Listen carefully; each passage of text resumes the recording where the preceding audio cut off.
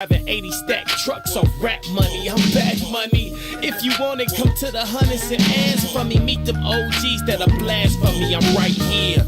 Ill Adidas, $400 jeans on me. Itchy with no safety, a loaded magazine on me. Southside, that's as wild as it gets. And no, I never sold crack, that's some house nigga shit. I'm not judging, but every man that's a man gotta stand by his principles, and I'm not budging.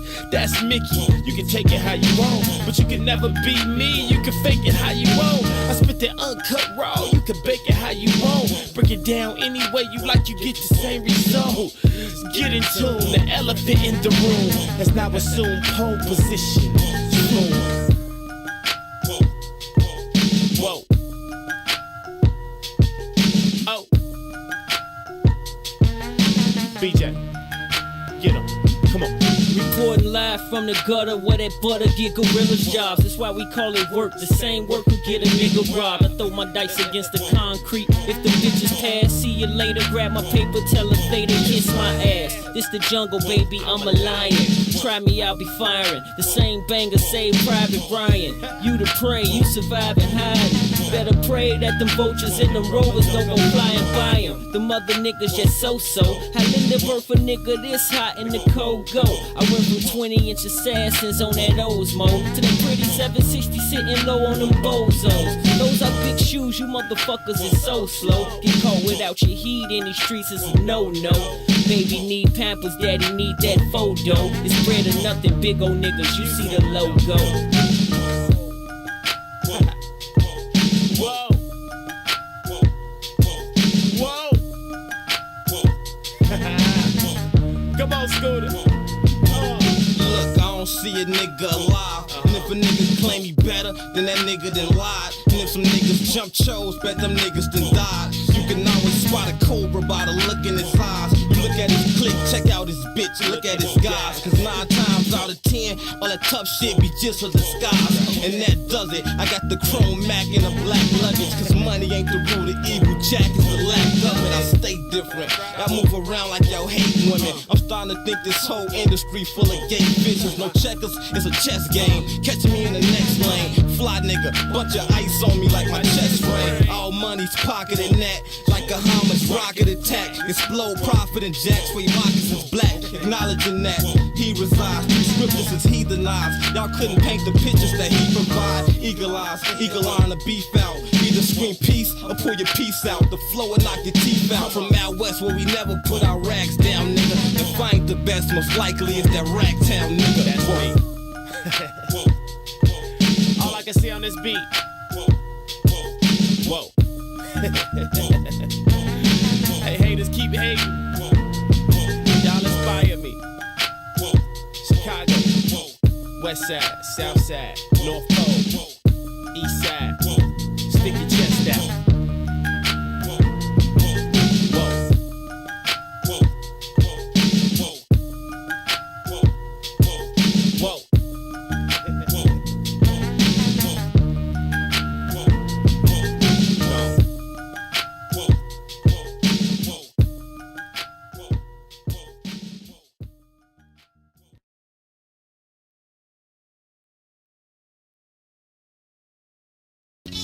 This is it, day one.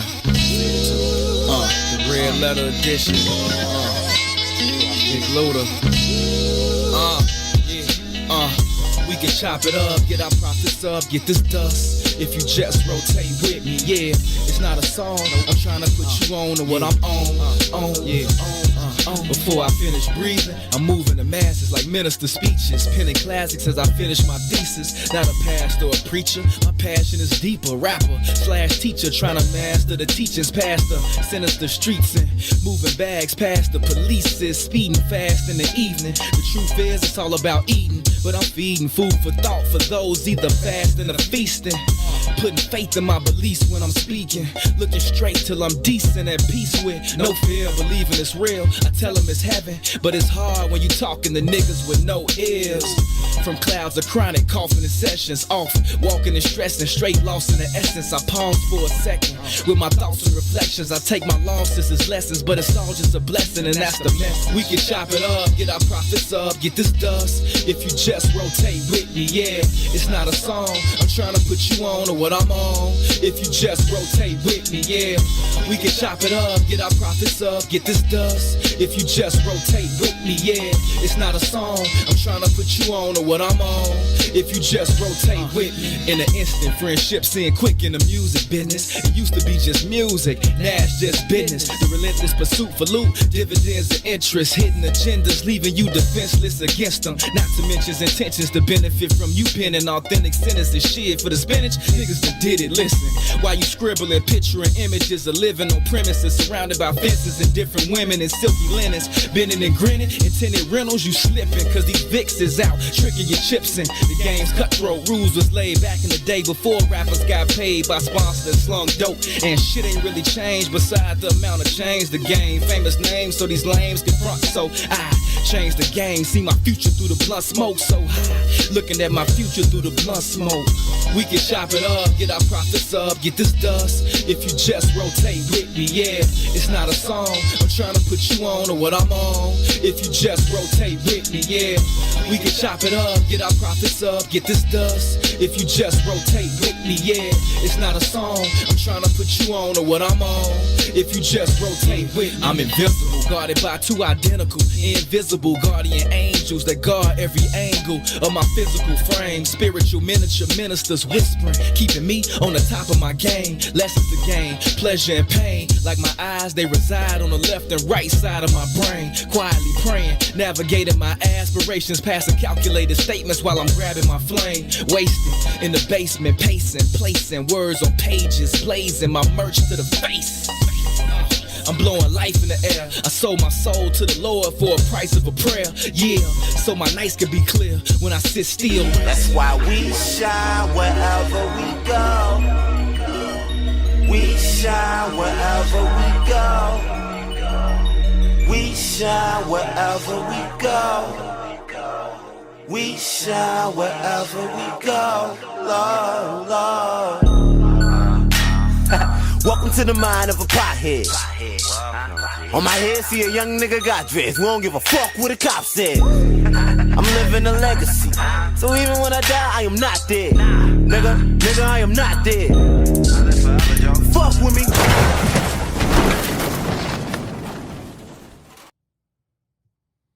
Great afternoon to you wonderful people. Welcome to this Wednesday edition of I Said What I Said. We are live from inside the What's In It for the Black People Media Studios alongside Toussaint Werner.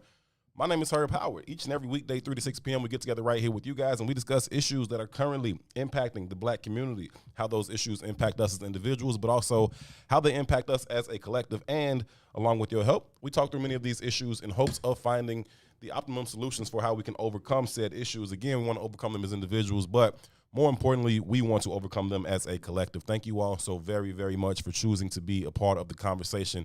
Your input is extremely valued here. It is definitely appreciated. Anything you want to add to the conversation, feel free to do so. We will read through as many of your comments as possible while we go through the show. We have one request. We probably got a lot of requests, but our first one is share the broadcast, please. Share it on your personal page. Share it even within your personal network. Share it with anyone that you think would add value to this conversation or find value in this conversation, because we believe as it continues to grow, the more like-minded individuals we can get to be a part of it, the better the opportunity we have not only having these discussions, but actually putting the action steps in place to overcome those issues we talked about earlier. So please, if you would be so kind, share the broadcast. Again, this is I Said What I Said. It is intellectual thuggery at its absolute finest on a beautiful spring afternoon here in the great city of Chicago. My name is Herb. His name is Two. What's happening, good brother? Favorite, how you? I'm good. Say that again. You wasn't up yet. I said, what up, family? I'm blessed and highly favored. How you? I'm excellent, man. I'm learning things about myself, man. Really? I am learning that I really am the motherfucker I'll be talking like I am. I Oh, what made you believe? How'd you get this half a point? I really am that motherfucker, man. I turned down a couple bands today, man. Oh yeah. I heard about that stupid shit. Wait, what? Hold it. I knew you was gonna hear about it. I heard about that stupid shit before I came in here. An opportunity came through your network, actually, and it was a dope opportunity, and I was excited to hear about it. As I went to the meeting to actually find out the particulars of it, it wasn't so aligned with me personally, my skill set. The capitalist is like, what? Look, he in there like, what? I didn't think that it was very much aligned with like my skill set or my interest, and so I was like, thanks for this opportunity. I really think that this would be better suited for somebody else. Here's where I think we can be in partnership on some other things. And so it was a dope meeting. I appreciated the opportunity. The people were dope. I certainly am grateful for the person who brought me to that table and that opportunity, who was not pleased with me. Not pleased with me after that meeting. But I think that while unpleased, they understood. They'll adjust. Yeah, they understood, and so while displeased, they understood, and so again, thank you so very very much for organizing that, and thanks to you too, brother, because like I said, that came through your network. So, but yeah, I realized that I be like when I be talking this shit, like if it ain't really aligned with me, I leave that shit on the table.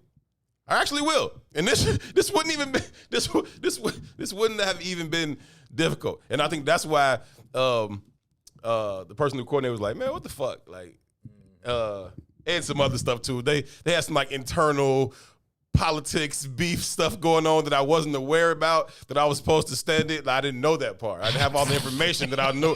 Like I didn't have all the information that I knew. Like there was a thing going on here that I needed to stand on, but. Nonetheless, definitely left that on the table, and I'm cool with it. Yeah, man, you can't jump at everything, brother. Yeah, if you do, you just a prostitute. You know what I'm saying? Yeah. What makes you special? Yeah, you know what I mean? Yeah, no, that's real. So it is what it is. It didn't, and plus I think I just think it's a better opportunity for somebody else who actually does, have that particular skill set and that particular area of interest. Mm-hmm. And I think that close the door. Boom. I think that my Shanita has been saying a lot lately. She was saying that things always work out for me, right? Despite how I go about the shit, right? So even if I take missteps, shit work out. So she was laughing at me about the, damn near not getting into Hawaii and shit like that, or having to quarantine and all that shit, but it works out. She's like, see, this shit always just fucking working out for you, but you should have just did, like, I always want to do stuff the hard way. And then somebody's like, I'm convinced, Lau, that you just like to do shit the most difficult way possible. And I'm thinking that stuff works out for me because of like just karma. Like I don't just jump at shit, and if it don't make sense, then I just leave. And I like, no, that's a better blessing for somebody else. And I don't think about it. It don't sit on my brain no more. I don't worry about it. I just put it out there and let it go. And I assume that it lands on the right person. And then so I think that the universe just kind of works its way out, and then the right shit lands on me too. And I had to learn that shit. Yeah, because I used to be like, yeah, I do it.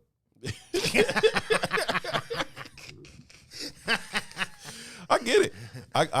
I get it for sure. Man. But you ain't got as many responsibilities as I had when I was saying, yeah. Yeah, no. Right? Then if I had 2 kids, a wife, and I'm gonna tell you a story though. Yeah.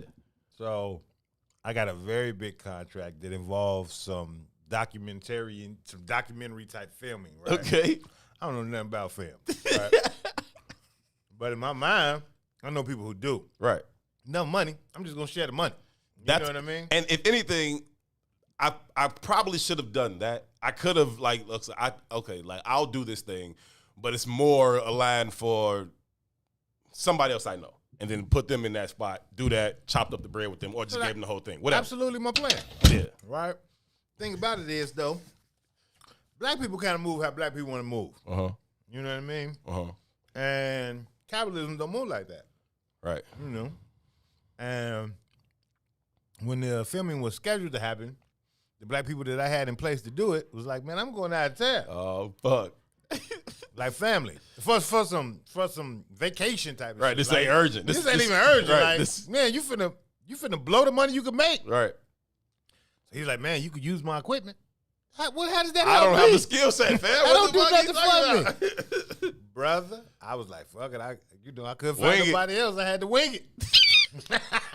Two out there like, stand over there. Hey, Move this right is- there. this is- Adjust the lighting. True story. I had all the film equipment, right? Never understood how to capture the sound. So I filmed this whole event with no sound. What I did was I also filmed on my iPhone. I also filmed on my iPhone. So it was no sound attached to the professional filming, but it was sound attached to my iPhone. So you then merged the... man, when dude got back from out of town, Did you get me the and sound him from sat my down for iPhone? about 12 hours making the sound from my iPhone match the lips of the sound from the filming stuff. And it was like a Chinese movie. All the people so mad, but I was selling it, baby.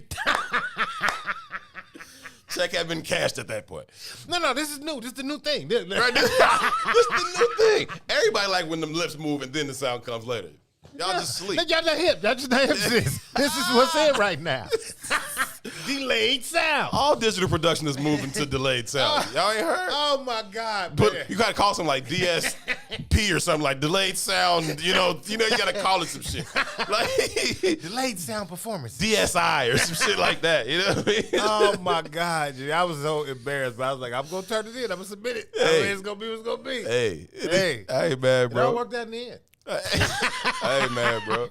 Hey, man. It happens. I get it, and I've done it before, and I'm find ways to make things work. But yeah, I've just my bad, y'all. I have I realized that I'm Ready Rock said we was paying homage to Bruce Lee. great excuse. Ready Rock is on the Facebook feed today. What's up, Ready Rock? What's up to Hey, everybody? sis. You know what I'm saying? For sure. What's good, y'all? That was funny. Yeah, man. It was so when the white dude was running for mayor, the one who used to be All the white dudes. all right, whichever, right? the white All dudes. of them, right? When he was running for mayor, he was like, "Yo, I got a check for you to help me make inroads into the community," and I walked away from that one. That one kept me up a little bit. I ain't gonna lie. Like that one was like, and he was like, just take it with you. Right, just take. I left it on the table and I was walking out. He's like, just take it with you and think about it, fam. If I take the check, You should take it with you and think about it? Yeah. I'd have took that. if I'm saying, You're gonna cash the check and you're stuck. that's what I'm saying. No, I'd have catch a check and be like, GD, you told me to take it. I didn't tell you I was with this shit. You told me to take it. See, I don't abide by the rules. I was like, nah. If I take this check out of this office, I'm going to the bank. Like that's gonna be the next place I'm going because it was significant.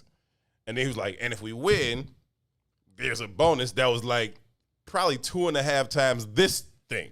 And I was like, yeah, fam, I don't like what the fuck you just told me for 2 hours though. Like we just saying for 2 hours, and I don't like what the fuck you just said about your candidacy as fucking mayor. Yeah, but that's fine. when I just wouldn't have got the double up, but I'd have took the first one because I was not committed with the first one. So the double up, yeah, you got me. I'm not getting the double up, but Right. I didn't make a commitment to this Right. shit. You gave me a donation. Appreciate you. Appreciate you. I'm anti-capitalist exploitations amongst our people. I'll exploit the shit out of people I don't fuck with. No, I feel you. And it was certainly the biggest money I've ever turned down. I'll say that for sure. Mm-hmm. But I've seen you turn down money that was 10 times that amount. But that's just because I couldn't get away with taking it, right? Be clear. Because I had a plan, right? And my Right. plan was to shit on everybody involved. But then they doubled back, and I said, oh, you got me. I can't take that money. All right. All right, you got me. Take it. Yeah, so, but if they give you out, man, shit. I know somebody who's never turned down a dime. Mace Jackson, how you doing today, bro? What's up, man? What's up, man? How y'all feeling? Ain't nothing to it. You all good in there, Hey, man? man, Oh, salute to man, Maze Jackson. They had a good show this morning. They man. really Ruthie's show did. was dope as shit. It really was. The I was Ruthie so Moore show impressed, bust right? today. I was even listening to it, taking notes for what we gonna talk about right now. Yeah, no, it was, Nothing new there. Nothing new there. You be like, there's our show right there. Go. it was super, super dope, man. Y'all had a dope conversation, and we certainly are going to piggyback off some of that and get into some of that discussion this morning because it was a necessary discussion and it was a pretty good one. And as usual, Ruthie was fucking y'all up. Killing it. You know what I'm saying? Like, If Ruthie was on there talking about the Flores brothers this morning, I said, "This ain't y'all show. This my show." I like when Todd, because Todd shoot his little zingers across the table at Ruthie sometimes. Like he was trying to make a point. He was trying to expound upon the point that he had made. And so Ruthie's like, okay, go ahead, explain yourself. He's like, I was about to, but you were cutting me out. He's like, I was about to. So I'm gonna make Todd mad again today. I don't care, but I'm gonna do it. it is what it is. Hey, we gotta get into it. Todd does not. I'll be honest with you. Todd don't get mad. I mean, he will. He would get mad. I got mad. I got Todd mad, Mace. Let's be clear about that shit. He was tight. He was in here. He was tight. Oh, he was cussing and everything. He was finna cuss If you. Todd could whoop my ass, he'd have whooped my ass over here. He's about to at the very end. He's about to call you a motherfucking nigga. He wanted to bad. And I was like, he wanted to I was so sitting there bad. like, he finna get it. He finna let it out. He called it at the end. I was like, damn, he ain't let He's it like, I out. should have said that. I should have said that. Shout out to Todd Stroger, man. Shout out to Todd Also, a Stroger. huge shout out to the GOAT. Her name is Dawn Millhouse. Oh, Don is the GOAT. Okay. Now that's her only name, the GOAT. The GOAT. D. Millie, man. She had Iron Mike, also the GOAT, on her show yesterday. Okay, she got Mike Tyson. She had Mike Tyson naked. She got Mike Tyson naked on the Book of Dawn yesterday. Okay? But Mike Tyson ain't the GOAT, though. Let's be clear. No, he's not the GOAT. He's not the You GOAT. heard Lil Ron said he ain't even man. Lil Ron put Floyd over Muhammad Ali. Ron don't know no better. I mean, Mike Tyson will put Floyd Mayweather's shoulder over there. I mean, his head over there. You know what I'm saying? Yeah, they different weight classes, man. They ain't Different weight classes. They don't have no business fighting each other. But if they did, okay, it might take Mike a minute to catch Floyd because Floyd is an absolute technician and probably the best defensive fighter, certainly that I've ever seen in my lifetime. But it only takes once. If Mike catch him once, he gonna put Floyd in the first row. Like May said, that's a different conversation. But I think what is interesting about that conversation, and it goes into what Salim was on talking about today, and he had Obari on. They had a very interesting conversation as well. Mm-hmm. And Obari made a statement about how the youth have no honor for the elder generations. Mm-hmm. And he talked about it in the context of how we see. They was talking about racism and then how we had this kind of disconnect in our community. Sure. And we think about it from the standpoint of it happening as a response to white supremacy. Mm-hmm. And Obari said, I don't know if I feel like that. He was like, I think this shit was pre-colonization. I think this shit was pre-slavery. I think this shit, when you start looking at the tribes in Africa, it's like, look at tribalism, the concept itself. Mm-hmm. It creates this level of discontent and disconnect. Mm-hmm. And he broke down as to why, and it was all theoretical or whatever, Sure. but it makes a lot of sense. Mm-hmm. And he was like, and I think that kind of led to the demise of our people in the first place, that disbonding of us as a group. And then he broke it down and compared it in contrast to what's happening now. He was like, I spend most of my day with cats who are, 60, 70 years old. So this is a 20, 30-year jump on who I am. Right. So I'm pacing myself as while learning from my elders, right? Mm-hmm. He was like, but when I talk to the shorties, I'm a 10-year, 15-year gap from them, and they look at me like I'm ancient. Right. Right? Right. Same thing happens with me, right? Same, just in talking to my son, like, he think I'm 85 years old when he talks to me. I'm like, man, how old you think I'm still the shit out of these streets, boy. Right. You better watch your mouth. Right? But context, right? I'll have to argue with my son and say, Mike Jordan is the greatest ball player of all time. There's no... I'm gonna keep it a buck with you. If I ever have a kid, and and I know if I have a kid, they certainly won't know shit about J-Bone. But if they tell me that fucking whoever the fuck kid in 2030 is the best player ever, I'm putting them out, G. But You're gonna get out my house until you change your opinion. We'll have legitimate arguments about Mike and LeBron, right? Mike and LeBron. Yeah. But again, it's context because the game shifts, and he has a legitimate argument because he doesn't have any reference point to the understanding of the history, Right. right? But there's also, it's the same thing with Ron saying, Floyd Mayweather's the greatest because he don't have a blemish on his record. Right. But is that really what makes you great? Right. Right? Because what you don't recognize in that conversation, and I love Floyd. Yeah. Right? But Floyd ducked some fights. Mm-hmm. Right? He ducked some big fights until they was. Yeah, he took Shane. You know he what I took mean? Sugar Shane Mosley later after Sugar Shane's prime. They And- could have fought and early. today- And Sugar Shane still Today, almost dropped his Sugar ass. Shane was the only person that almost knocked his That's ass what I'm out. saying. If Sugar Shane almost dropped him like he did in that second round, and I hate Sugar Shane so bad for not finishing that fight in that second round. No, he couldn't. You don't let him get back. Like He once couldn't finish it. You should. That's what I'm saying about I Mike give Tyson. Floyd- If Mike Tyson catch him with the way Sugar caught him, man, that's good night. Go to sleep, Floyd. I give Floyd his just due, but what I'm saying is the context of even great has Love changed, Floyd. right? Yeah, for sure. Now it's like, oh, he doesn't have a blemish on his record.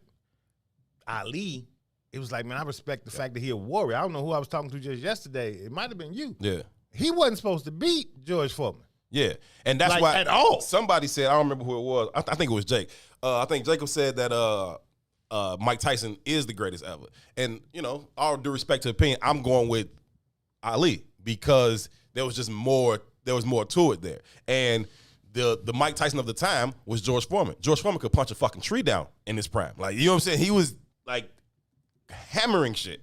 And so for Muhammad Ali to take the punches that he was taking from George Foreman, he could take them from Mike Tyson too.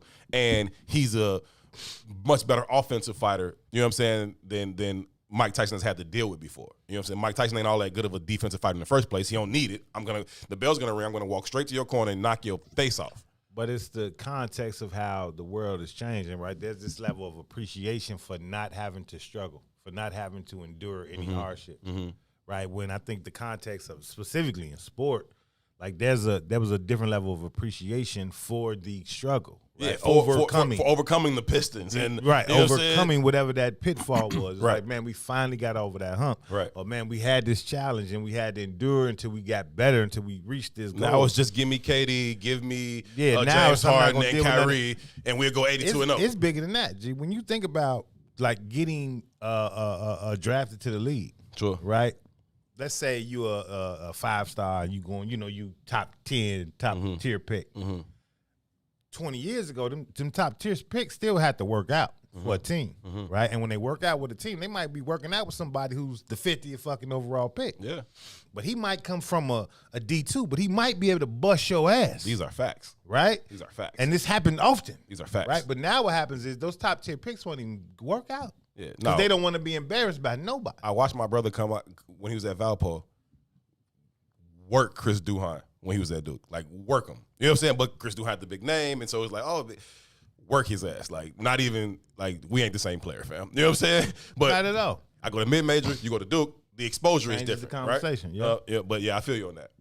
Yeah, man. I want to transition into one of the conversations. It's amazing that was happening. I want to address something Reddy Rock just said in the comment. All right, cool. Reddy Rock just said that she wants us to pray for her because her son, one of his classmates, just got killed, and this is his first time experiencing that. Well, let's And that happened with my son maybe 2 months ago. Right, it was his first time experiencing that. We had a different kind of a conversation around that, and it leads me to this conversation about the toddler that was critically hurt in the Rolls Royce shooting. I know we want to go to break first. Or what you want? Let's take a quick break before we jump into the topics for the day. But certainly, Reddy Rock, we will keep your son lifted up. I'm sorry that he had to experience that. It is an unfortunate reality for young black people in this city, man. That shit is terrible. It's almost impossible to get from 0 to 18 without losing a friend, a classmate to violence. It is an unfortunate, terrible reality. I'm sorry that your son is experiencing that. I will definitely keep him lifted up in prayer, and I'm very, very sorry he's dealing with that. And I hope he finds a way to process it. And I don't want to say understand it because it's not something that needs to be understood, but to process it and move forward. You all, if praying is your thing, if not, if spirituality or, talking to the universe, however you do it. Meditation. Same thing. Yeah, whatever your thing is, certainly keep our little brother lifted up. He needs it. So do that. We come back, going to get into that tragic shooting that happened on Lakeshore Drive yesterday, and that has a 1 or 2 year old fighting for their life. 2-year-old. Then we're also going to get into a couple of other things. This Asian hate thing. I sent you a video, I think from Instagram, Asian guy. While we talking all this Asian hate shit and how black people need to be empathetic and all that shit. Do you remember the video I played when my son first went to Arizona? The Asian Yes. dude. That was an Asian dude calling that little boy 1,800 niggas. Yes. That was an Asian. Man, Yes. fucking people. The video I'm going to show you is also an Asian dude calling the police, falsely accusing black people of having a gun on them and threatening him and his wife. The police show up 9 cars deep because there's a black guy with a gun, right? And clearly this kid could have got killed. The police responded differently, fortunately, but I'll play you that video as well. Your boy, Benjamin Crump, has... It's my boy. Yeah, he started his new campaign for where he's going to find his next check at. He said, if you were outraged at the video of George Floyd, you need to be equally outraged at... Because he got a different way of talking He too. was like Florida or Georgia or something. Yeah, right? he got a different way of talking too. But Close he's to like, them slave you should be roots, man. equally outraged at this other video. And he showed this video of this woman who was killed by police. But you know, I just found that dude to be interesting. So we're gonna play that clip as well. Another clip about a guy, he's 68 years old. I'm sorry, not 68 years old. He's 83 years old. He was just released. He was recently released from prison after serving 68 years. And if you do that math, he was 15. Okay, when he got locked up. Get into that story as well. You sent the piece about some economics, and there was one other thing that I wanted to get into. Oh, my boy, Boosie. Definitely your boy. My boy Boosie, also on an economic conversation. This motherfucker slapping people for money. Weird as hell. But we'll play the video. We'll have that conversation and more on the other side of the break. Since I say what I said, Howard and 2 till 6. We'll be right back. WIFTBPN. Everybody's talking about the all-new Sam Silk's Chicken and Fish. Place your order today for a delicious meal. The chicken and fish are fried to perfection, featuring a wide variety of catfish, perch, tilapia, whiting, and shrimp. Now it's your turn to see what everybody's talking about. It's the all-new Sam Silk's Chicken and Fish, Chicago's newest spot for delicious meals. Stop by at 2537 South Wabash in the South Loop, or get contactless delivery from DoorDash, Uber Eats, Grubhub, and Postmates. For more info, call 773-807-9010, 773-807-9010. Sam Silk's Chicken and Fish is open just in time for lunch, or take it to the house for a delicious dinner. It's Chicago's new spot for perfectly fried chicken and fish. Don't wait any longer. Try it today. Sam Silk's Chicken and Fish, 2537 South Wabash in the South Loop. Sam Silk's Chicken and Fish. Jackson. If you could make up a social media holiday, what would it be? Randy said National Don't Let No One Put You Down Day. No one. What you gonna do? So when they say something crazy, you slap them? Be like me said. Ricky said a Jukathon Day. Man, we about 60 years old. I be done had a heart You attack. gotta get your heart rate up. Okay, not that far. All right, Mario said my favorite one. My friends and I do what we call National Call Off from Work Day. As a business owner, I don't. You don't like that, yeah? I don't like that. Because I'm the boss of this family. We got Marcus Garvey Day from Remy too. Oh, Marcus Garvey Day. All right, what will we do on Marcus Garvey Day? Call off from work. I'm gonna need you to go ahead and come in tomorrow. That would be great. Okay? Yeah, right.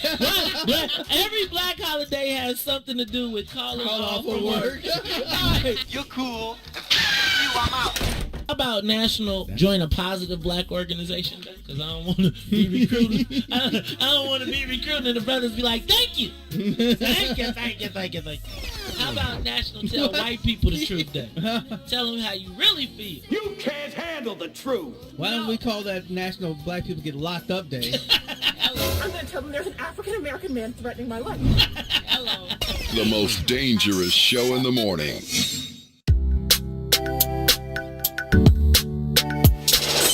Sissy's Taco Bar Pop-Up is back with more hours and more days. Check them out at their new pop-up location at The Woodlawn, located 1200 East 79th Street. Sissy's Taco Bar offers authentic street tacos infused with international soul. Now every Tuesday, Thursday, Friday, and Saturday at The Woodlawn from 12 p.m. to 7 p.m. New vegan tacos have been added to the menu too. Visit sissytacobar.com for more info.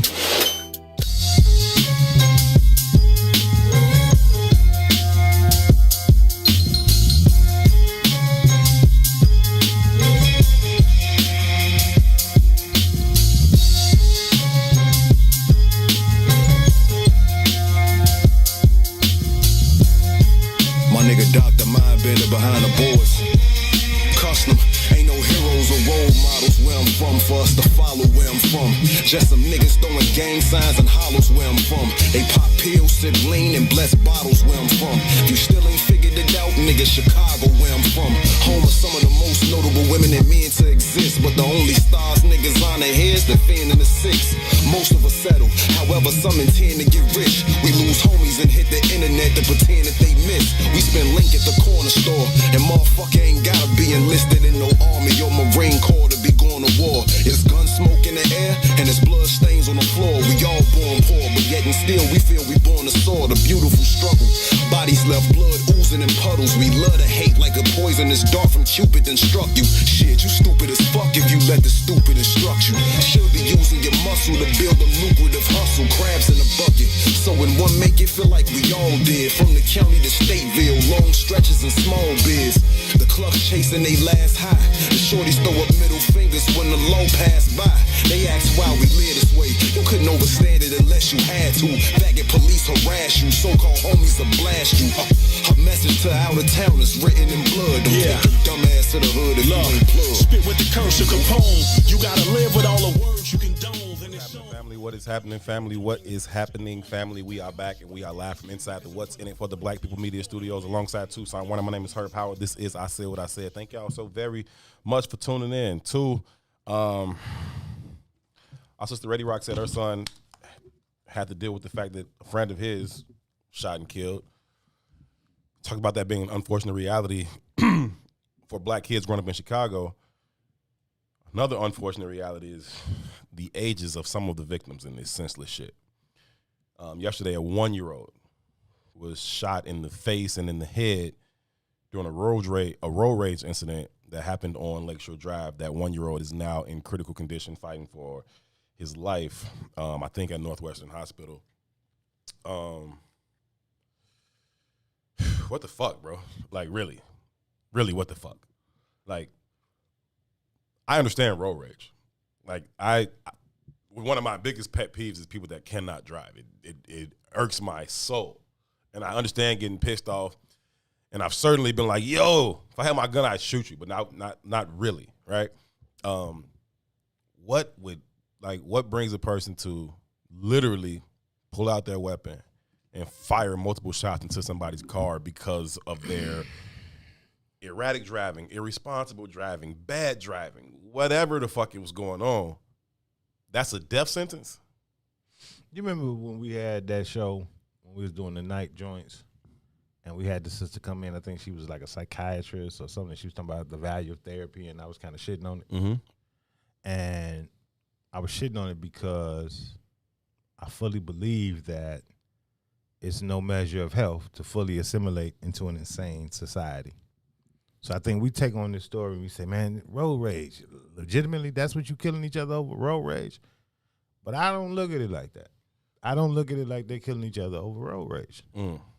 I look at them as killing each other over operating from this perspective of insanity.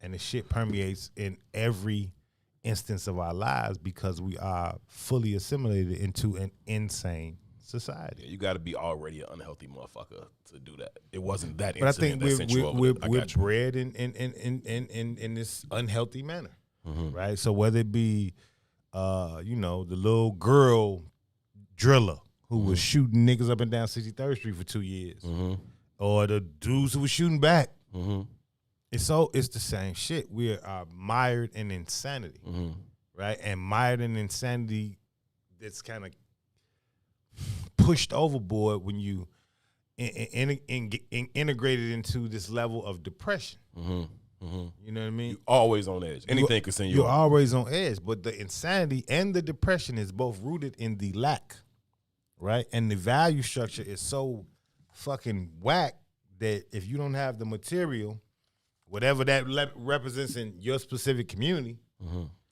you just respond in this insane capacity. Sure. Right?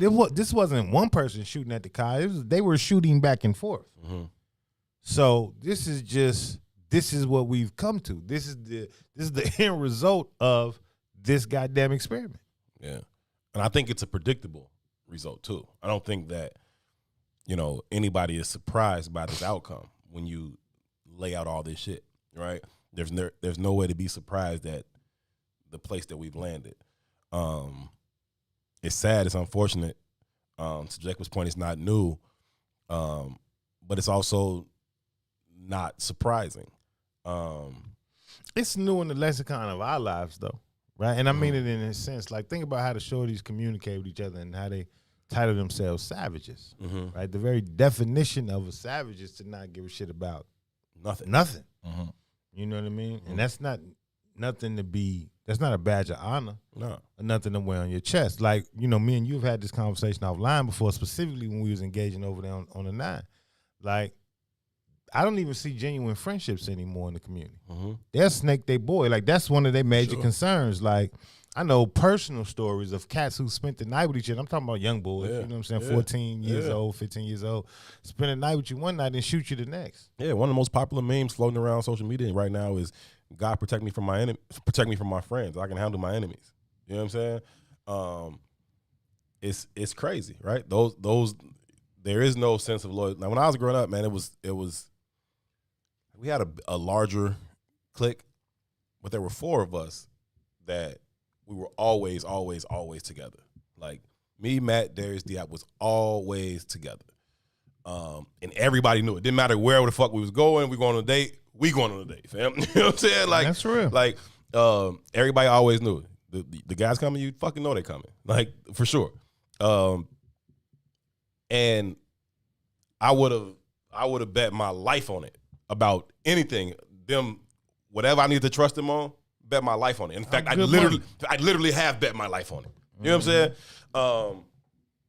And I don't really see those types of bonds being formed anymore.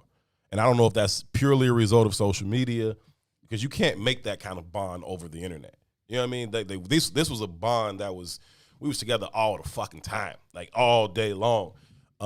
We finished each other's sentences, that kind of shit. You know what I'm saying? You can't form that kind of bond over the internet. And so, yeah, if we had a court and we playing 2-on-2 and Matt and Diop is on the team, I'm on the team with another nigga that I don't know, but him and Matt's going back and forth, arguing. It's getting a little chippy. And at some point, the dude, like Matt called a foul and walked back to the top of the key. Dude take the ball, threw it at Matt, hit him in the back of his head. I instantly, bop, like, I don't care, fuck the basketball shit. I know I'm on your team, but you tweaking right now. I think it's deeper than the internet, though. Yeah. You can't form that bond when you don't have value in humanity. You can't form that bond when you don't value yourselves, right? And I think our value set is in things. You know what I mean? I.e., you don't have a value outside of what you can bring to me. You know what I mean? So if you the weed man and I can get the hook up on the weed, you valuable until you don't have the weed no more. You know what I'm saying? If you the sneaker guy and you can get me the plug on the sneakers, you valuable to me. It's like Raheem and Tupac and Juice. Yeah. Here we are, partners, until I feel like you ain't my partner no more. And he told Q that shit. Then that's what he told him. The moment right? I feel like you ain't gonna be shit, so be it. Right, but that's because I've already decided that I ain't gonna be shit. I ain't shit. That was the main part in it. That was it. You know what I'm saying? That is the truth of the storyline that's taking place that we're watching take place today, and it plays out in more ways than a shooting on the outer drive. Yeah, but it is playing out at every level in our communities, right? Because the value set has shifted. The Juice movie is a great example. These is them was like my homies. They was the 4 people I'm talking about. Y'all was together all the time. Y'all was thick as thieves. You know what I'm saying? But the moment he recognized that, my life ain't shit. And then you think about the backstory that they told in the movie Juice, right? He going home to a disabled parent. Yeah. No, he didn't feel loved. Yeah. The world was crumbling on his ass. Yeah. So if I got to go, I'm taking a bunch of motherfuckers. Once I realized there ain't no value for me here, there's no value. It ain't no value for you either. It don't matter. Nothing matters. And I'll kill you and show up to your mama crib at the fucking And the entire theme of Juice was just that. I got the juice. I got the juice. Right? Juice was clout in that time, in that era. You got the juice now, Q. Right? So it wasn't about love. It was about at least you going to fear me. I got to feel something. Because I don't feel nothing. And then that's what was so powerful about that last line of the movie when Bishop went off the roof and the other dude was like, you got the juice now, Q. And Q was like, and you see in his face, like, I don't want the juice. The juice, like all my fucking friends is dead. You know what I'm saying? Fuck, like this is what the juice is. Fuck the juice. Yeah, but when you don't But have anything else, everybody want the juice. yeah, when you don't have anything else, fear is good enough. Mm-hmm. Right? Mm-hmm. When you don't have anything else, fear is good enough. It's the opposite of love. It's the opposite end of the spectrum of love. I just want to feel though. Mm-hmm. Right? And we're setting ourselves up for this kind of a failure because it's what we chase, it's what we invest in. Mm-hmm. You know what I mean? It's the marketing and how capitalism is work. We've been conditioned and codified to fully ingratiate ourselves in the theory. We have assimilated into an insane society, and these are the responses. Mm-hmm. You know, this is exactly what happens, specifically when you're at the bottom of every metric, right? I want to feel, but I don't. And the only thing that makes me feel like somebody is having things, and I don't have access to things, and it becomes a culture. You know what I mean? Mm-hmm. So, you know, I hate that the baby got hit. I hate that any of us get hit. Right. You know what I mean? I hate it, but, you know, again, going back to the Salim show with Obari today, Obari said, I think we're going to have to experience a whole lot more pain before we actually wake up and embrace our situation. That's an unfortunate truth, bro. Anytime you are dealing with addiction and, like, sickness, right, you got to hit the absolute bottom. Now, I know the first thing is like, this ain't the bottom. It seems like it to me, but clearly it's not, because it hasn't reached a depth that would then cause people to become awakened and do something else. You know what I'm saying? I don't know what that looks like. But it ain't just hitting bottom. Fucking apocalypse, I guess. We've seen people when I left out the studio the other day, I was riding my bike. Mm-hmm. It was a heroin addict that was laying there half dead on my way here, and she was laying there when I left. Mm-hmm. How long was she gonna be at rock? Because that's rock bottom to me. Sleeping on the side of a building, right? Yeah. And until she recognizes that I don't want to be on the side of this building no more, it doesn't matter. That's it, right? So rock bottom is only part of it, because you could stay in purgatory forever. Mm-hmm. The part that you got to embrace is that, yeah, I'm here. Now, how do I deal from here? Mm-hmm.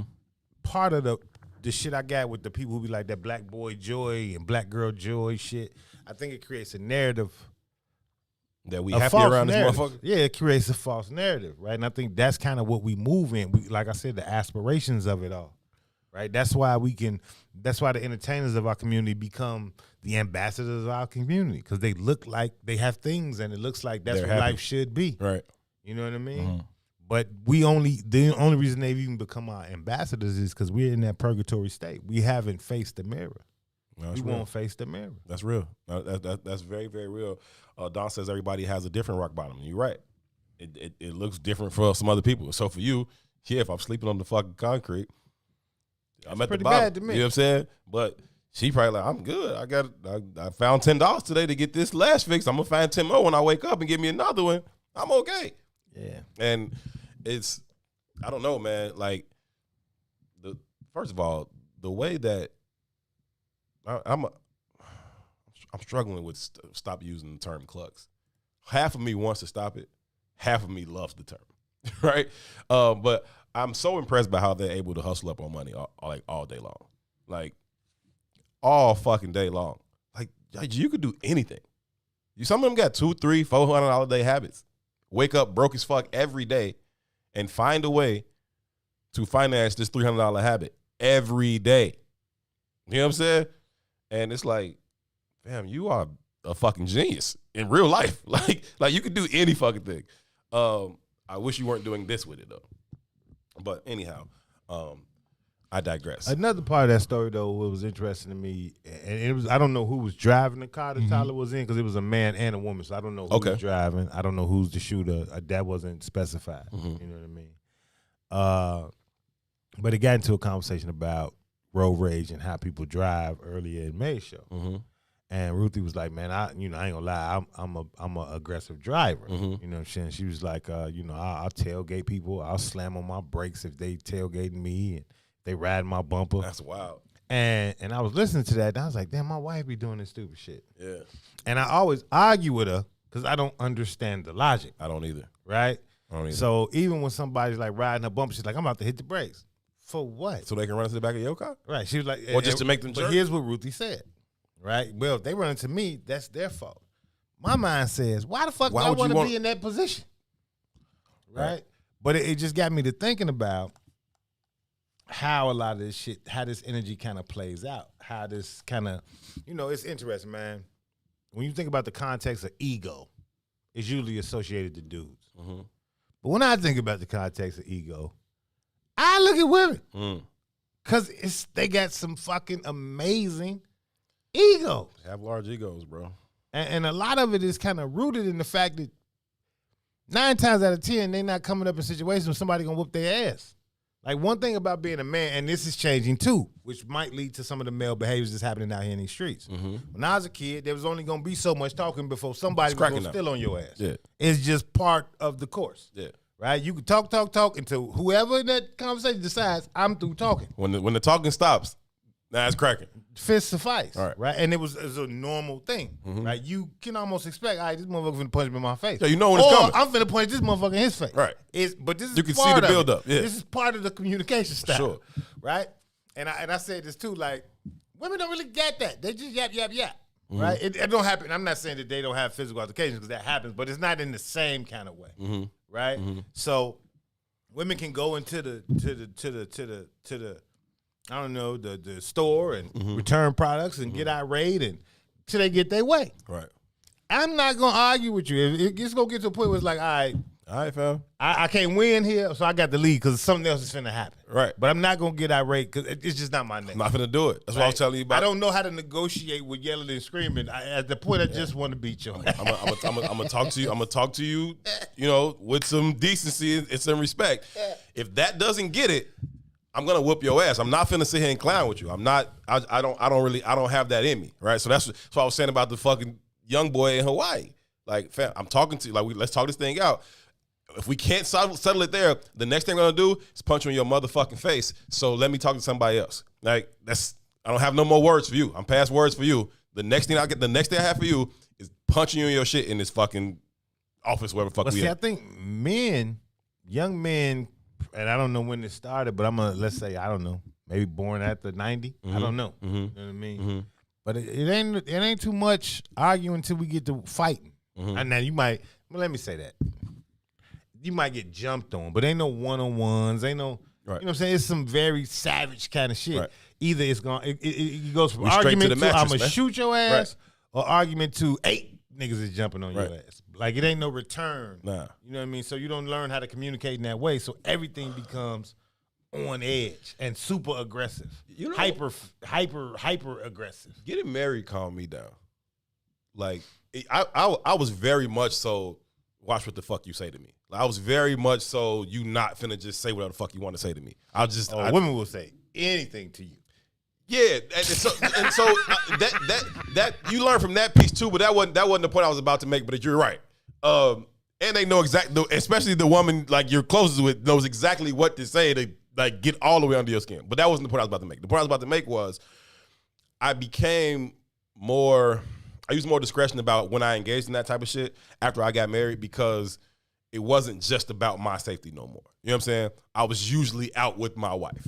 And you popping off to me right now, dude, and if I take this to another level, now I'm trying to fight you and see like where my wife is at and make sure, like, you know what I'm saying? And so that concern for another person is what made me stop really engaging in that kind of shit. And I was able to humble myself in some weird ass situations where drunk motherfuckers just popping off and like, all right, fam, you're right. All right, got you, heard you. All right, because there's somebody else's life that's now being put in harm's way here, which brings me back to the shooting of the baby boy on LSD, because just the fact that baby was in the car should have caused you to respond to that situation differently. I don't know what happened. I don't know if they just other cars started firing first. You're like, oh, I got to fire back in self-defense. I don't know what the fuck it was. But what I'm saying is even the exchange of erratic driving, right? It wasn't one thing that sent them off. Y'all had probably been doing some bullshit up and down Lakeshore Drive for the past 3-4 miles. You know what I'm saying? And the fact that a child was in the car should have caused you to from engage differently in the whole situation. I'm reading in the comments that they was the first ones to let out shots. Yeah. Like, what the fuck, fam? Yeah, I didn't recognize that.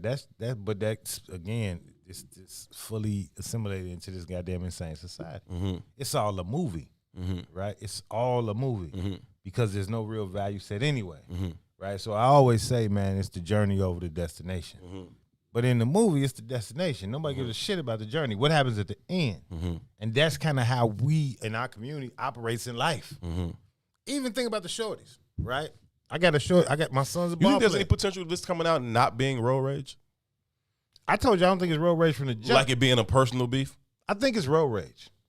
I really do. I think it's that minute. I really do. Now, I might be wrong, but I think that's the level of insanity. That's how volatile our lives have become. Right? I mean, what the fuck is the beef between the drill rappers? What is worth taking somebody's life at any level unless they've done something to you at that level? Right? It's we try to explain the way shit that really can only be explained through insanity. You're absolutely right, man. Let's take a break. When we come back from break, a lot more conversations we want to have. Glad y'all are hanging out here with us on this Wednesday afternoon. Herb and 2 till 6. We'll be right back. WIFTV-PM.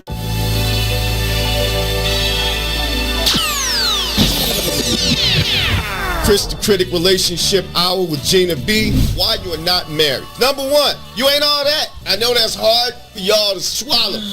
I don't look as good as my 22-year-old self. People need to realize that. You just ain't all that. And I get it. I got this master's degree. I went to this school, that school. I worked hard for this job, for this house. And then she over there got that man. And you don't have one. Men are very simple creatures. So, ladies, for you very accomplished ladies, I got some advice for them. What's that? I always say it like this. You can write this one down. Be a kitten, not a cat. What does that mean, Chris? What does that mean? You ever played with a kitten? It's real friendly. It almost acts like a puppy. And you want to play with it. You want to look at the little kitty. It just makes you feel good. Now, have you ever seen an adult cat? When it feels like it, it might rub against your leg and move away. But is that men like kittens? Kittens will play with anybody. A cat is particular. Listen, what did we learn? Men are very simple creatures. Right. You can fool us. We want you to laugh at our dumb jokes. So all you super smart women out there, you good looking women, you see a guy you like, you guys do make it out on a date, he actually pays for the date. When you're actually with that person, the dialogue is happening, the dinner is happening, you say, okay, this might work. It would help if you act a little blind. Oh my God, Becky. I mean, you're going to hear me say that a lot. I mean, be nice to him. If you hear the worst joke ever, but if you sort of like them, laugh at it. There you go.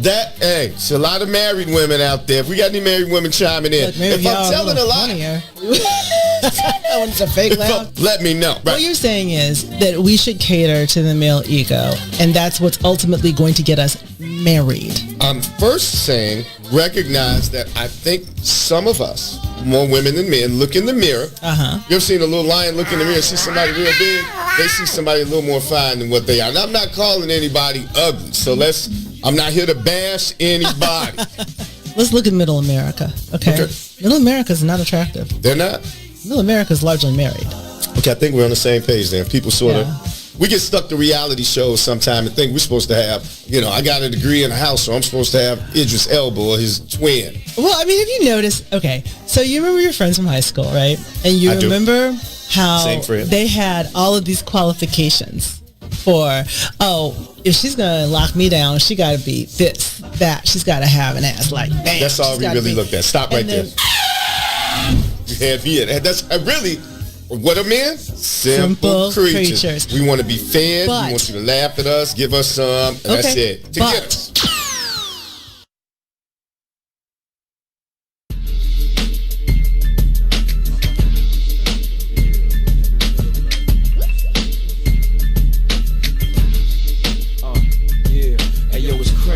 Life is a stage, basically. I was raised in these mazes, named the streets for players of reputations. Faithfully make G's with more cake pastries than bakeries. Deal with equations ranging from A to Z. Touch more bricks than masons, serving like maitre d's. Pitching like we in the major leagues. Occasionally blazing bees, seeking that painful peace amongst a parade of fiends afraid to sleep.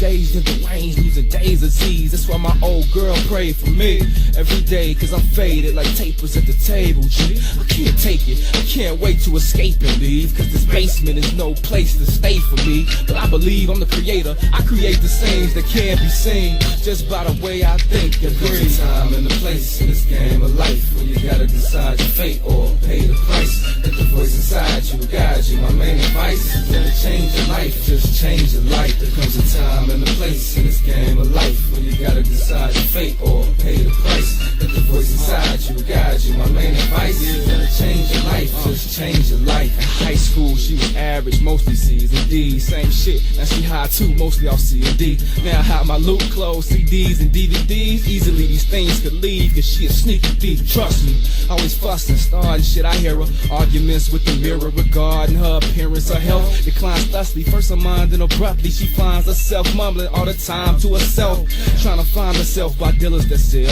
Insecure, still in a shell, killing herself. And as long as she been blowing, it never seems. What's going on, family? We are back, and we are live from inside the What's in It for the Black People Media Studios. His name is Tu. My name is Herb. In the production studio, doing the hard work behind the scenes today is Maze Jackson. Maze, you good enough? I'm good, dog. I'm good. Trying to double bubble, doing it all, trying to take it all in. I see you, man. Y'all stay tuned, man. Stay tuned for some potential schedule changes here on the network. We'll keep you guys abreast of those things. They continue to unfold and fall into place, but stay tuned and look forward to those developments as we continue to grow and do our shit here. Appreciate y'all so very, very much for continuing to rock with us, continuing to support us. This is the fastest growing black-owned media network in the country, and that is only because of y'all, right? Maze will tell you it's because of him, but it's because of y'all.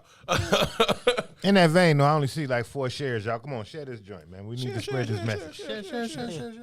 Y'all want me to say, here, let me do it for y'all. Oh, wow. Yeah, no, stop. Hey, let's put him on camera. No, don't put me on camera. I'm a little bummed. Well, no, y'all share the broadcast, man. I'm going to tell y'all, these Izwiz Huskies do their thing on a daily basis. I mean, dog, somebody said they was, man, but y'all ain't JB Pritzker Husky. Somebody said he's 10 times. It says I share. It calls me a sharer. I share. Yeah, you know what? Hey, y'all share. Share Izwiz. They doing their thing. They do their thing every day. I see. Shout out to 2 in the light skins. Yeah. He got one for the light skins. Yeah, one for the light skins. Which I was referring to Juice today, right? Yeah. What's my man's name? Oh, yeah. What's his name? Ryder Man? That's what Christy with an eye calls me. Every time she calls my phone, she be like, Ryder Man, what you doing? Ryder Man. Shout out to Christy with an eye. She sent me an email. But that's Ryder Man. Dog, when I'm going to tell you, actually, when I didn't know you, I was like, that motherfucker look like the Ryder Man from the and you kind of halfway, you dress halfway. I think you might have had him. Ryder Man. Ryder Man. Shout out to. I was like, I didn't know. Dominican? What is he? I don't know. I'm black from 91st Street. No shit about it. Listen, man. Hey, you graduated from Dunbar too, right? We get. I don't know how to throw the ranks up. We get two. Dawn, Terrence, Cassie. Our light skill lineup is pretty deep. You know what I'm saying? Right.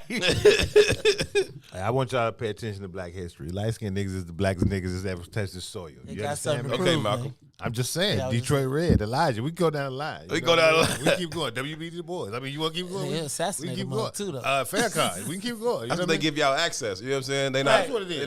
They be like, y'all not as intimidating. Right. That's because y'all chumps. Y'all don't understand that we take access. It's a difference. No, you be like, I passed through this. We in the house. Pass me that bag, please. Pass me that bag. The brown paper one up. Silly, man. Shit.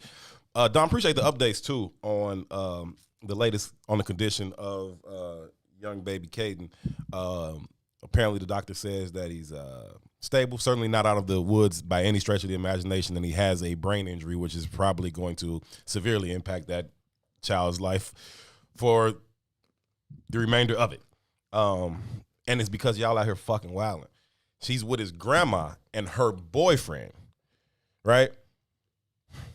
And the boyfriend shoots out the car first. Man, this ain't even your fucking baby, and you putting this kid life in danger with your bullshit. I just want to pause the tape real quick because we gotta give honor and love to King Salim. King Salim. He just right in and said every leader in the NOI was light skinned with the exception of Khalid Muhammad. Yeah. I just prove it's just the proof is in the pudding. I'm just saying. I mean, look at Salim himself. You know what I'm saying? I'm just saying. Salim is caramel complected. Oh, that's caramel. Okay. He lined up with us. I'm just. What happened to Malcolm? Wow. What you mean? What happened to Malcolm? Wow. I'm not going to even go down that road. Me neither. I don't know what you're talking about. What's the young brother? I want to say he's from like Minnesota. Is Nuri Muhammad? Nuri is brilliant. I like that brother. His energy. I think Nuri's from Indianapolis though. Okay, maybe I'm tweaking. Okay, cool. Yeah, Nuri, because another light skinned brother. He like this big too. Nuri like this big. It's interesting to see how the nation is leveraging him though. In what way? It's just interesting. To go get the bag? It's a different conversation. We'll have off air. Every time he talks, it's about going to get the bag. We'll have a different conversation off. They bring Nuri out like, hey, go get the pretty light-skinned motherfucker that talk good when it's time to like pass the plate around. You just not going to talk about it off air, huh? They looking for a predecessor. I'm saying what they gotta have a predecessor. I like him. I'm just telling you what Not a predecessor. Huh? Not a predecessor. What That's is it? in front. Okay. Successor. Successor. My bad. So they're looking for a successor. Yeah, no, I like Nuri. The only reason I mentioned him because I think he's another brilliant light skinned dude on the team. I like Nuri, but they do use him y'all like be that. passing it around. They don't pass. Look, you see how brother ain't got a chance, right? It's some other brothers that had. They ain't got no chance. Nah, they ain't got Minister no chance. Ishmael, light skin, right, like light skin. Ishmael, but he don't run it. No, but I'm saying he's another light skinned brother. Though. Right? Yeah. Y'all know. But you was giving power to something. I mean, I don't want to say he doesn't have power. He's just the son. I don't want to say just the son of a light. There's no good way to say this, right? He ain't shit. Like and I love Mr. Ish, right? I do too. But again, we take power. It's a difference. I think it's a difference. I like him. Right, because they let y'all sneak in the house. I think it goes back to colorism too. Though I think it works in reverse. Though I think it works in the context of proving y'all blackness all the time. Yeah, like y'all think it's sweet. And over years, we get trained in the arts of being ass. And after a while, it's that's no more real. fear. All my light skinned homies had most of the fights when we was growing up. Right. That's because there's a presumption. We know what we made of. It's two presumptions, right? On the white side, on the black side, you got the negative perception, and then on the white side, you're less threatening. So I think for black folks, dark skin, they be like, "Watch that nigga right there," right? And the white guy be like, "Yeah, eat this glass." Right. The light I got a very different opinion of that, and maybe it's because of my perspective. But I think white folks is more comfortable around darker complected black people. That's because they feel superior. They feel like you're closer. Yeah, go all the way. They feel they're more comfortable when you're in a subservient position.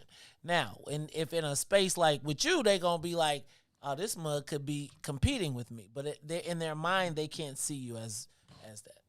And I lost it, so I'm gonna get out y'all conversation. Let y'all go ahead and run it again. Yeah, man. So I just, I think one of the issues with that thing is fucking grandma's probably 35 years old.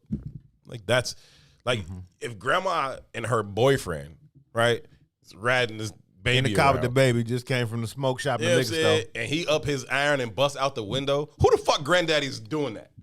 You know what I'm saying? Like. You're pseudo grandfather to this fucking. Nobody's fucking grandfather is up in a pistol on Lakeshore Drive and busting out the window. Except you 35, 40 fucking years old. You're somebody's grandparent. I kind of want to step back though. Okay. Because in my day, it was grandfathers who would bust that pistol. No. They would bust the pistol, but they was gonna get out the car, walk up to you, and put your shit on the curb. They ain't nobody grandfather busting out the window, ain't busting out the car like that, G. They was about that for real. They was gonna pull out that rusty 38 and they was gonna put it in your motherfucking temple. You know what I'm saying? Like, I ain't saying they wasn't about that action. I'm saying they wasn't fucking reckless and stupid. You know what I'm saying? But this motherfucker, as soon as Dawn put that up there, I'm like, I bet you grandma's like 35, 40 tops. Yeah, it's sad either way, man. It's super sad. It's sad either way. Prayers up for young baby Caden. Hope he pulls through, but either way, his shit is fucked. And then the parents, right? If I'm like you saying off air, if I'm his daddy, I'm going to see grandmama boyfriend. Yeah, I'm coming to see the boyfriend. Yeah. You got to see me, fam. Yeah. You tweaking. You don't put my kid in danger with your stupid shit. And now my kid in there fighting for his life with a bullet in his head. Because your dumb ass, man, come on outside, grandma boyfriend. Because this ain't going to end well. Period. Whether my son make it or not. before we move forward, I wanted to address the one other topic that Maze and them addressed a little bit. And they talked about the little Hispanic brother who got shot up the other day by the police, by the CPD. I can't think of his name right now. Adam Toledo. Yeah, Adam Toledo, right? And there were some whispers in the streets that the Latin Kings was talking about going to war with CPD. Ain't gonna be no killing without no killing. Right. Whispers, the mayor acknowledged. They asked the mayor straight up. She acknowledged it. Yeah, right. But here's why I'm pushing back on. Good for the Latin Kings. How Ty responded to some of your line of questioning this morning, though, Maze. Maze brought up the conversation because they had a press conference. And in the press conference, they had every representation of their community there. Everyone. From the streets to the suites. Every one of them. Bro had on a bandana. He had a corner bandana shirt on. Amorare. But you asked the question because they basically was like, we gonna dictate how this plays out. That was the whole underlying theme of the press conference. We gonna run this shit. The Hispanic community was saying, "Hey, fuck what y'all think. We running this shit." Right. And if I'm saying this correctly, I think Mays juxtaposed that to how we respond to those kind of incidents, and why our community isn't represented in that way, where it's everybody under one accord with the same conversation. And I think Ty's response was, well, I don't want those people being part of the representation for me. He said they was wolves, as if Latin Kings ain't wolves. Right. And then he broke his explanation of it down as to say, well, them people have money vested all through the community. They're money laundering through all the businesses in Little Village. And I'd like to ask Todd, and I'll do it some other time, but I'm going to put it out in the ethos. Where do he think black capitalization comes from? The black market? That's the black market has sustained our community since the beginning of time. That's the same. They operated in the same capacity in our community as well. You know what I mean? But when you become this elected official, when you become this i.e. businessman, and when you become this preacher, we distance ourselves from them because of our chasing of something different than what we are. So in his mind, those Latin Kings represent something different than, let's say, a Larry Hoover. That's a fallacy. Right. They're no different. Right. They're no different. Our to go further, they're no different than the fucking dailies. Okay? It's all that shit came from street power. Like, be clear. Like, you know what I'm saying? Like, but even the concept of street that's power. how white folks got power too. But I think that's part of the illusion. You remember Lance, what's Brother Lance's last name? Williams? So I had a conversation with Brother Lance, and I had a lot of pushback on Lance on he did a show on VON one day. I don't know if he was talking to Maze or not, but he was talking to somebody. And he had just written his latest book, right? And somebody was like, what's the cure then? And how we get these kids to act right? He was like, well, man, we can't fix none of this until we kind of engage the street brothers who they listen to in a way that can supersede some of the behaviors they're having in the street. That shit bothers me to my core. Because it assumes the value of the street nigga is the street. The value of the street nigga is that he looks like a man to little boys. And even in saying that statement, it says to me that those of us who deem ourselves to be men are running away from what it really means to be men. Yeah, everybody else in my community growing up was getting their ass kicked by society, except for these niggas. They was kicking ass. And so only person seemingly looked like they was kicking ass. Right. For sure. They got boundaries. I'm saying the perception as a shorty, everybody else around here is getting their ass kicked by this world, except them. They are winning. But even them have boundaries. Right? At my daddy's funeral, there were street niggas in there crying. Boundaries. My daddy's a man. And being a man, it ain't nothing that's gonna supersede that. I mean, it's nothing that's gonna overcome that. Right. You know what I mean? Right. So in the hierarchy of value sets, this fact that he showed up in the polarity of man is enough to get the respect and honor of any younger boy in his purview. Right? But again, it's how we play the game. So Ty reaches some level of status, Ty's father has some level of status, and it's not the shit on Ty at all. But it just speaks to the disconnect, right? And truth be told, I don't know how that relationship with Ty and his dad played out in regards to like how engaged he was in his dad's life. But I know for a fact, heavy in the street niggas who was rocking with his daddy. So I don't know why he thinks there's a disconnect today. Because his daddy leveraged that community to become who his daddy became. You must. Everybody in politics has leveraged that community. Even when Funky P died, right? I don't know if y'all remember when the guy was the vice lord back in the 90s, 2000s, chief of the vice lords. When he died, they was like, Dad, he worked at the sheriff's department, right? Like the chief of the conservative vice lords worked at the sheriff's department. Yeah. There is not a You gotta talk to the Bennies of the world. You gotta deal with these dudes. Like, you know what I'm saying? There's Like, not a campaign in the world where somebody's job is not to corral or to arrange or to make sure that you have a relationship with the streets. It just is. It's just a part of it. It is what it is. And again, it ain't all that separated. You know what I'm saying? It ain't like, oh, we just gotta read. Like, it's the fucking same shit. Like, except it just looks different once you get power. But you come from the streets and you the Irish fucking mob with it. Now we take power and now we run all this shit. You know what I'm saying? Like, now we got all the unions and all the union jobs and the CPD is X amount % us. And like, it is what it is. It just looks different. But be clear about how they got that power. It's out the fucking streets. It ain't no other way. Either you born silver spoon or you get it out the mud. It ain't no whole other options. It ain't no lot of new fucking money in this country. I think there's a difference, though, in how we just define power, though. I don't think they got that power from the streets. I think they got that power for standing in their proper polarity in the way that the universe designed them to be.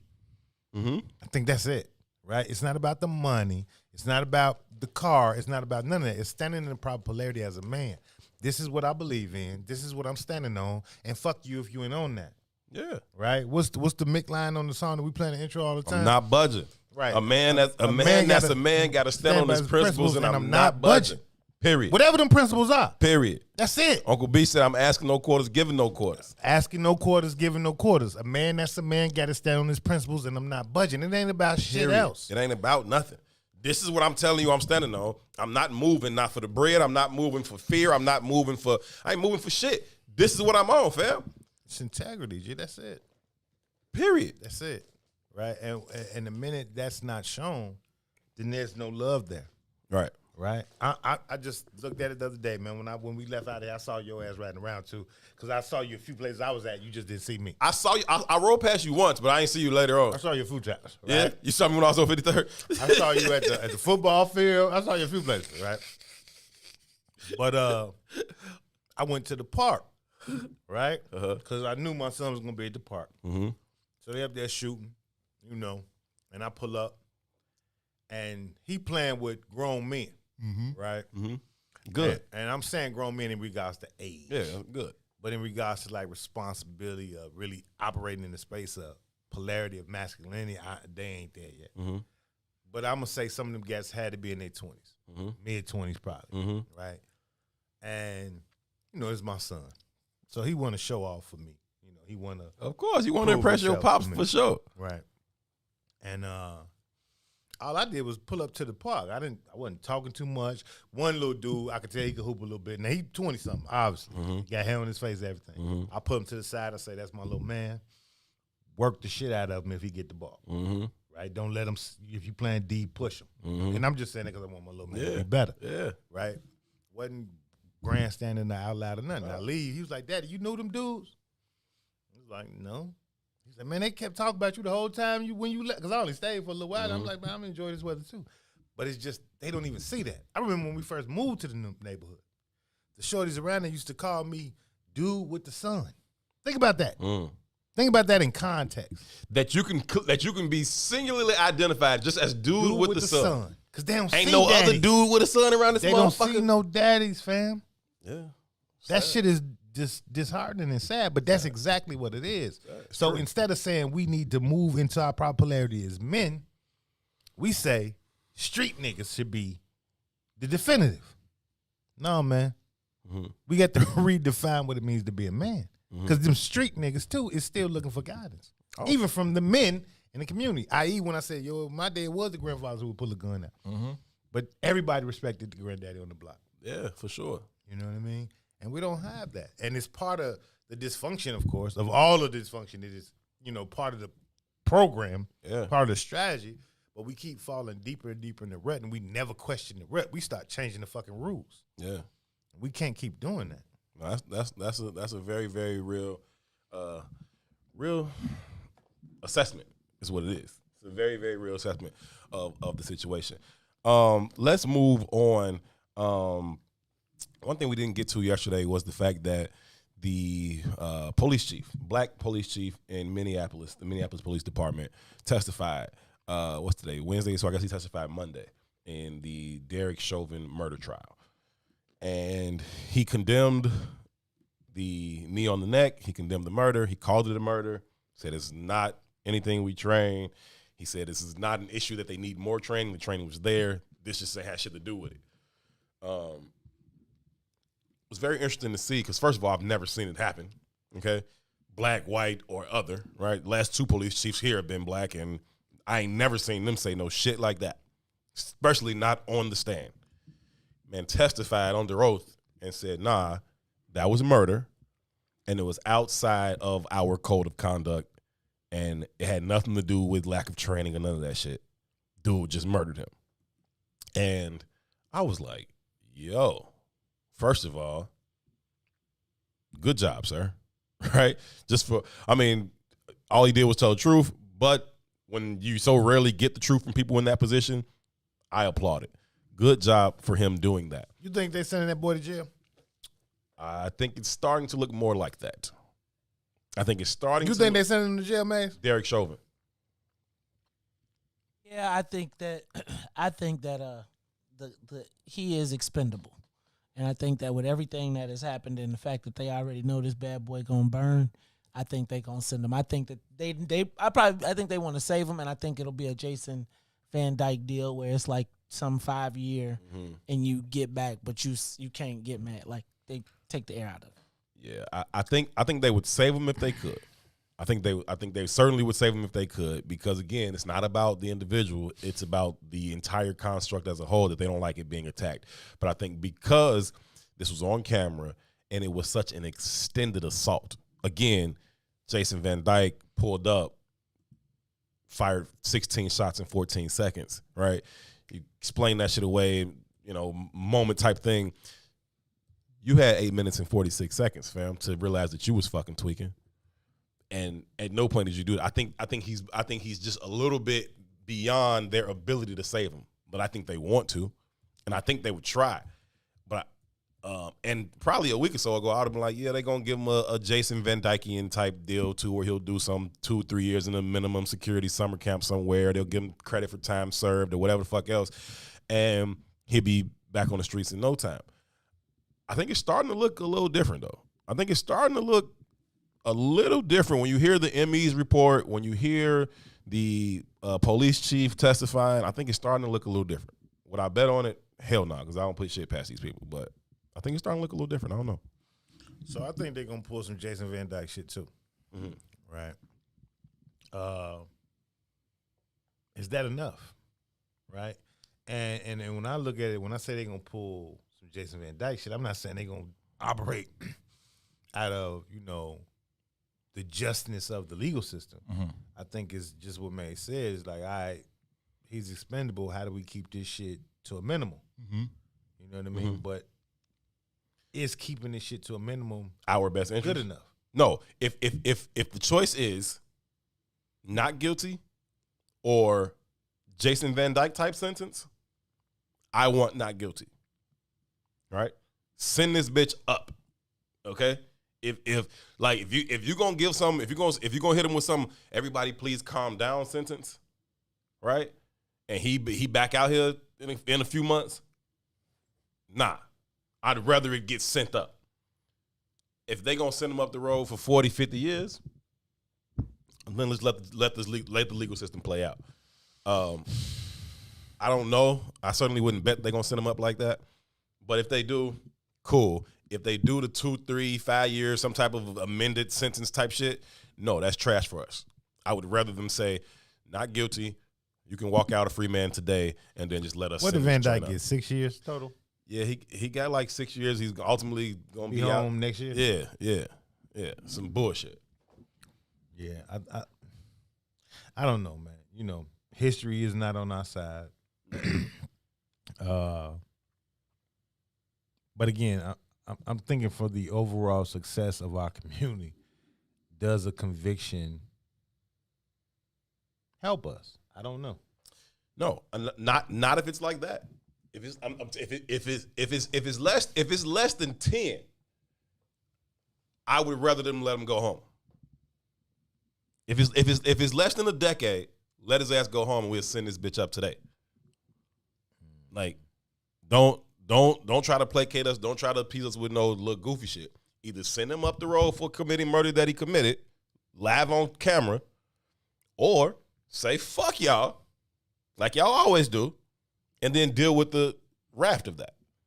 And hopefully this time we'll sustain it until we see real change. Got to take a break. When we come back, Benjamin Crump, who represents your man. That's your man. Benjamin Crump, who represents all of these unarmed black victims, is appealing to the public to get behind him in support of another unarmed victim who was gunned down by the police. This one being a black woman. I'll play the video for you guys and give you my thoughts on Benjamin Crump and what he's doing with that on the other side of this break. This is I Say What I Said. We'll be here for another 90 minutes. We'll be right back. WIFTBPM.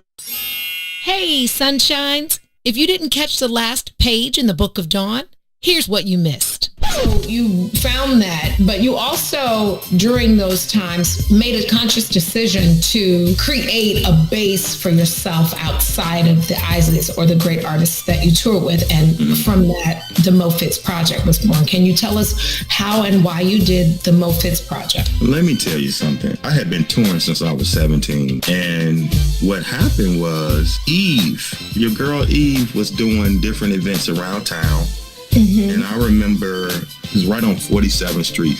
Yeah, I think it was Blue 47. Yeah, one of those spots. So Eve was doing something with them. So they were like, we're hiring bands. I was like, I'm going to put something together and go play local. Let me do that. And through that situation from Eve, the Mo Fitz Project was birthed. I was like, oh, okay, this would be great to actually come home and put quality guys together and make music locally outside of the touring. I just found another joy in it. And crazy, remember Terrence Kane came up with the Mo Fitz. Oh, did he? Kane? Rest in peace. Rest in peace. Terrence was like, you need to call it the Mo Fitz, Reese E. Mo Fitz. Use your name. This is how that name came about. It was Terrence Kane and my girl Eve Bridgeworth. She was the launching pad for that. And then she would hire me to do different events. And she started hiring me to do weddings and stuff she was doing. And then it just kind of birthed into that. Don't forget to tune in weekdays, 9 a.m. to the Book of Dawn from the What's in It for the Black People Media Studios.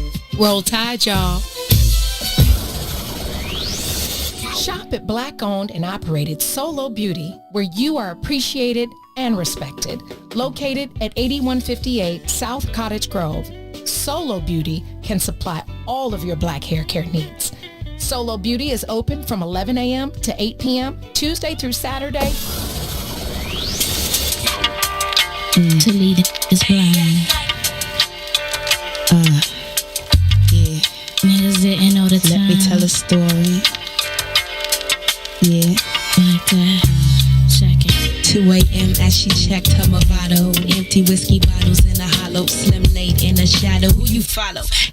Don't make me pull it quicker. You remind me of this shorty that got Mookie in the zipper. How you figure the could make me look a dipper? Shut up. Just because you licked up, don't make me quiver, not deliver my message. Don't make me second guess it and make sure that know that we be back in Smith and Wesson. He went off with the mission. Watching the first attention was the blast to the temple. Got mental smoking and doing the Lex. With this will be next down on State Street with the text. Not with the hex. Jenny.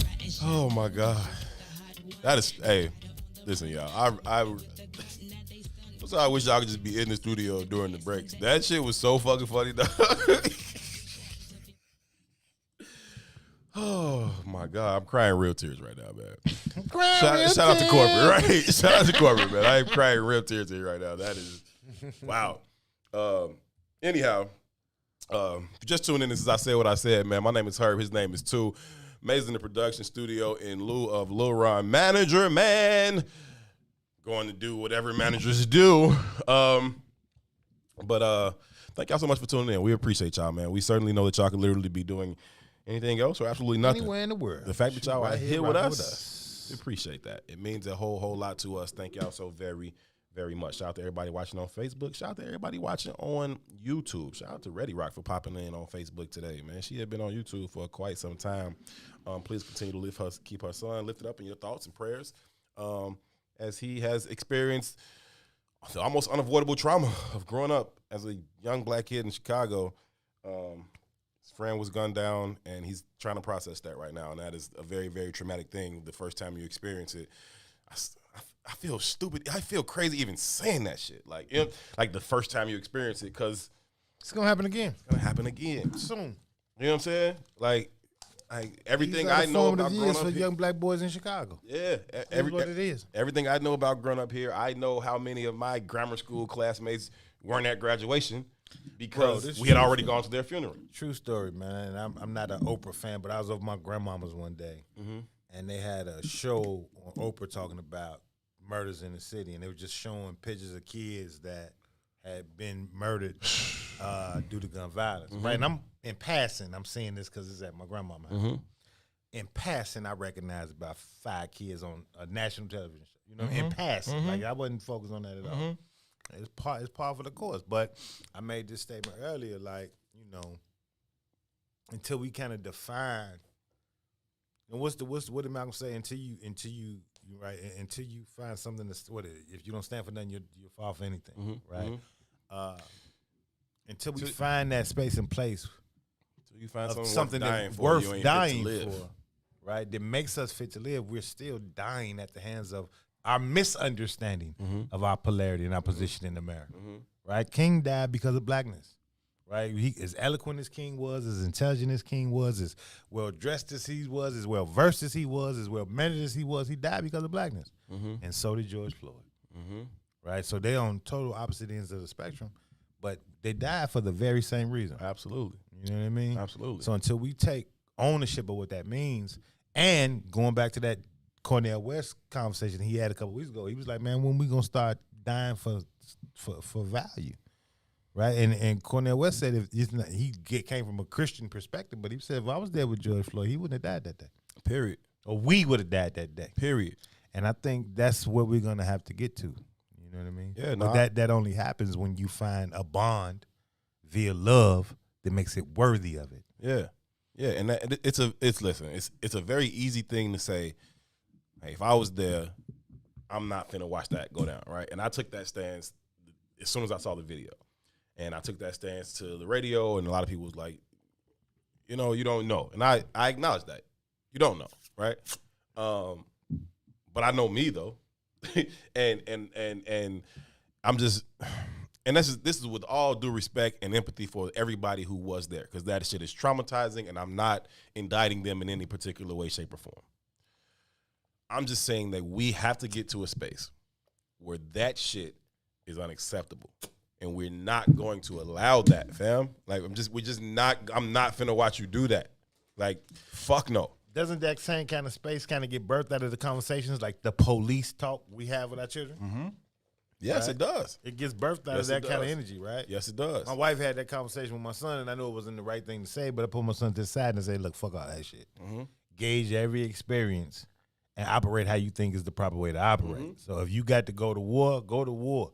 Right? If you can come home without going to war, come home without going to war. But always be conscious of the situation. Yeah. I say all the time, I'm a grown-ass man. I'll be 35 in a couple days. And, like, my mom is still, like, advising me on how I should interact with the police. And she knows me. She knows that I ain't never interacted with them like that. Like, and I think that's why she advised me, like, please just do it like this. Do like them. No, not gonna do it like that. You know what I'm saying? If they on bullshit with me, I'm on bullshit with you too. Fuck them, all of them. But anyhow, I digress. So sent you a video of attorney Benjamin Crump, who represents a lot of these victims in these cases and generally secures a settlement for them, a financial settlement for them.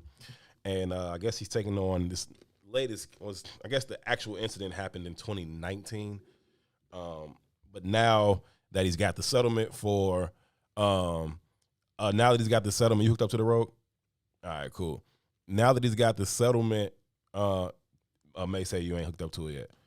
Now that he's got the settlement for George Floyd, he's now turned his attentions to, I guess, getting the settlement for this young lady's family. In the video, you're going to see Benjamin Crump speaking about it, but then you're also going to see the actual incident. And so if you do not want to see that, turn away. There is a black woman who was gunned down by the police. It's a short part of this clip that I'm about to show you, but that does happen at the end of this clip. Connected, so. Oh, it's not letting us hop in. Go into your you got to do it through your Bluetooth preferences. Not from just the top. You got to go inside the preferences of Bluetooth. If you don't want to see that, just turn away for a minute. I certainly understand that. Maybe we can even cut it off before that, because it's the very end of the thing, and I really, that's not even the part of the conversation I want to focus on. I really want to focus on Benjamin Crump, what he's saying and what he's doing there. But in the case that it might show and you don't want to see that, just give us a second. And I don't know. I guess I'm already on the record for, how I feel about him and Benjamin Crump, and, how he chases, he's an ambulance chaser and he's about securing the bag. I get that. And again, in his defense, he's never came out and said, like, hey, I am leader of the black movement, right? I'm an attorney who gets bags for people who have been harmed or whatever. And he does it well. He does it successfully. Got it. So I think we put that kind of moniker on him, like he's supposed to be some leader of the black movement, when he's never claimed that of himself. But anyhow, I'm going to go ahead and play the video too, if you can pull it up. We'll see what he had to say about this woman. I think you'll hear him say this incident happened in 2019. You got me up? I got you. Then you should be equal. If you were outraged when you saw the video of how police tragically killed George Floyd in Minneapolis, Minnesota, then you should be equally outraged when you see the video of how the police tragically killed Pam Turner, an unarmed black woman in Baytown, Texas. Thursday, April 8th, this Thursday, will mark what would have been her 46th birthday had the police not unjustifiably killed her on May 13th, 2019. Her family is asking for her birthday that you repost this video because her life matters. And they're asking you not to edit the video because of the disturbing graphic content. They want the world to know how the police killed their mother. So please repost this video because Pam Turner life matters. Black women life matters.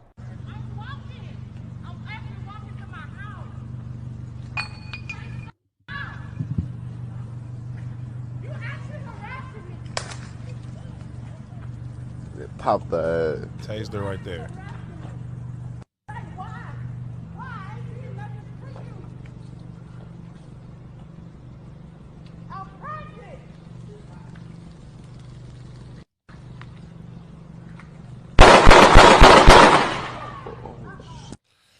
If you were out, there's that. Shit. Okay. I don't know if I wanted to see that, but anyhow, that happened in Baytown, Texas, and I don't know what was happening there. Right. Obviously, the police had been called to the scene. They were engaging with this woman about something. Sounded like a young man was recording it, and just based off what he said, the one thing that he did say, me find the most sensitive way to say this. It seemed like something was going on where she was behaving erratically, right? Because the dude said they popped her ass, like not like, oh shit, but like, see, she been clowning type shit. I don't know that to be true. I want to be careful about that. But he was talking about when they tased her, right? They tased her, then they got her on the ground. I could hear the taser go off again. Why he then chose to fire several rounds and kill this lady, I was gonna say I don't know why, but I do know why. Is whatever. And of course, once Benjamin Crump gets done with one case, goes to the next, secures a settlement, cashes a check, and the saga continues. What's up, man?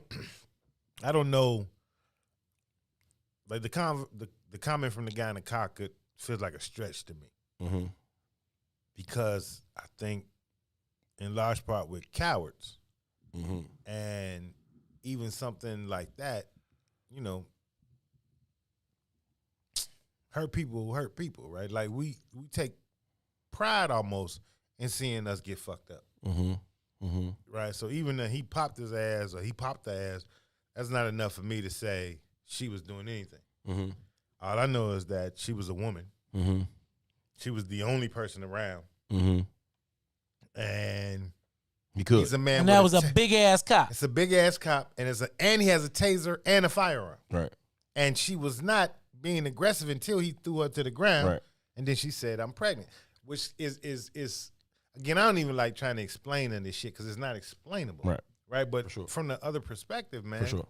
At what point do you just stop letting yourself being taken advantage of? Like, if I'm a woman, if I'm pregnant, am I going to let you slam me to the ground because you are unwilling to communicate? Because the way that you communicate is only through force. Right.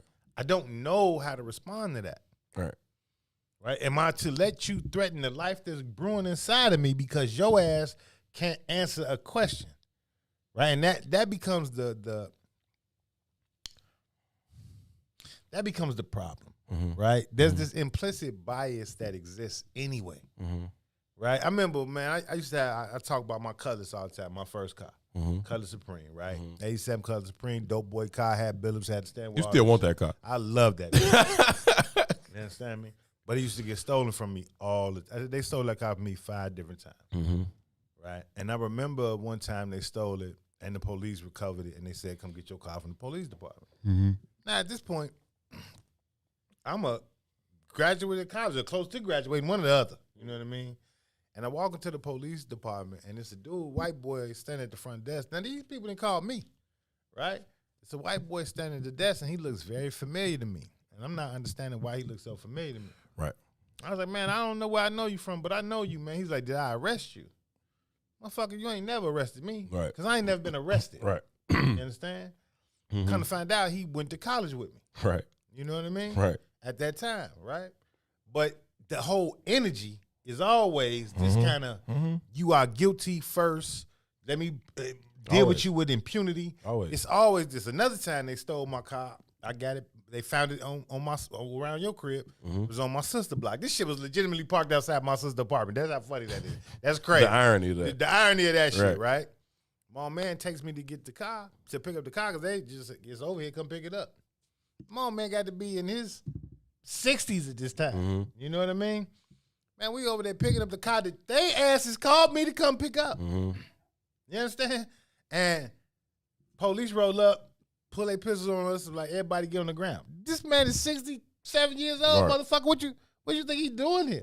Right. So he cussing me out like, I can't stand your little dirt ass. Right. I'm over here with you. But the whole mentality is always punitive. Right? So Always. if I'm protecting a life within me, I don't know how to respond to that shit. Even if I'm being, if I'm responding to your commands, but if I legitimately haven't done anything, if I legitimately don't understand why you trying to detain me, Why wouldn't I ask what's going on? Why wouldn't I push back? Right? And from my understanding of the law, just because you're bad, that is how that's supposed to work. Yeah. Right. From my understanding of the law. Right. I'm not just supposed to commandeer to whatever the Just fuck go you say. with you because you said come with me. Why the fuck you kidnapping me at Right? this point? If Fuck, If I'm a citizen and I have rights. If. Right? If you are a citizen, if you have rights, which history has shown us that we don't have rights. You know what I mean? From it actually being written into the Constitution until just how it plays out practically in present day even.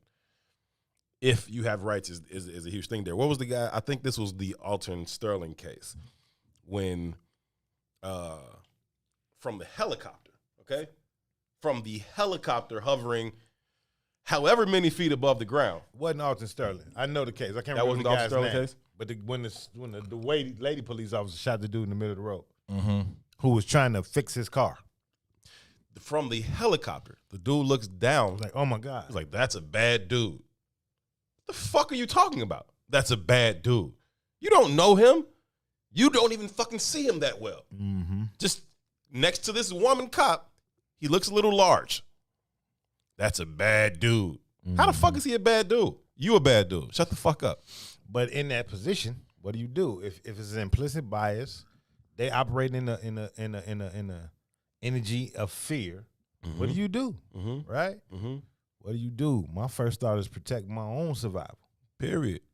You know what I mean? Because that's what you're gonna say. That's what you're gonna say after you kill me. Cost? After you kill me, you're gonna say, well, I was just trying to get home to my family. Me too, motherfucker. So guess what? You gotta go. And I don't give a fuck about your badge. I don't give a fuck about none of that shit. I'd rather be judged by 12 than carried by 6 any day. You ain't the only motherfucker trying to go home here. You ain't the only motherfucker that's like they call your family and say you died out here in this traffic stop today. Your family gonna be distraught. They call my family and say I died right here in this traffic stop. My family's going to be distraught too. I got people that fucking love me too. Antoine Dumele said the chopper pilot was the husband of the killer cop. Wow. But that kind of goes back to the conversation Maze was having earlier too about the Hispanic community.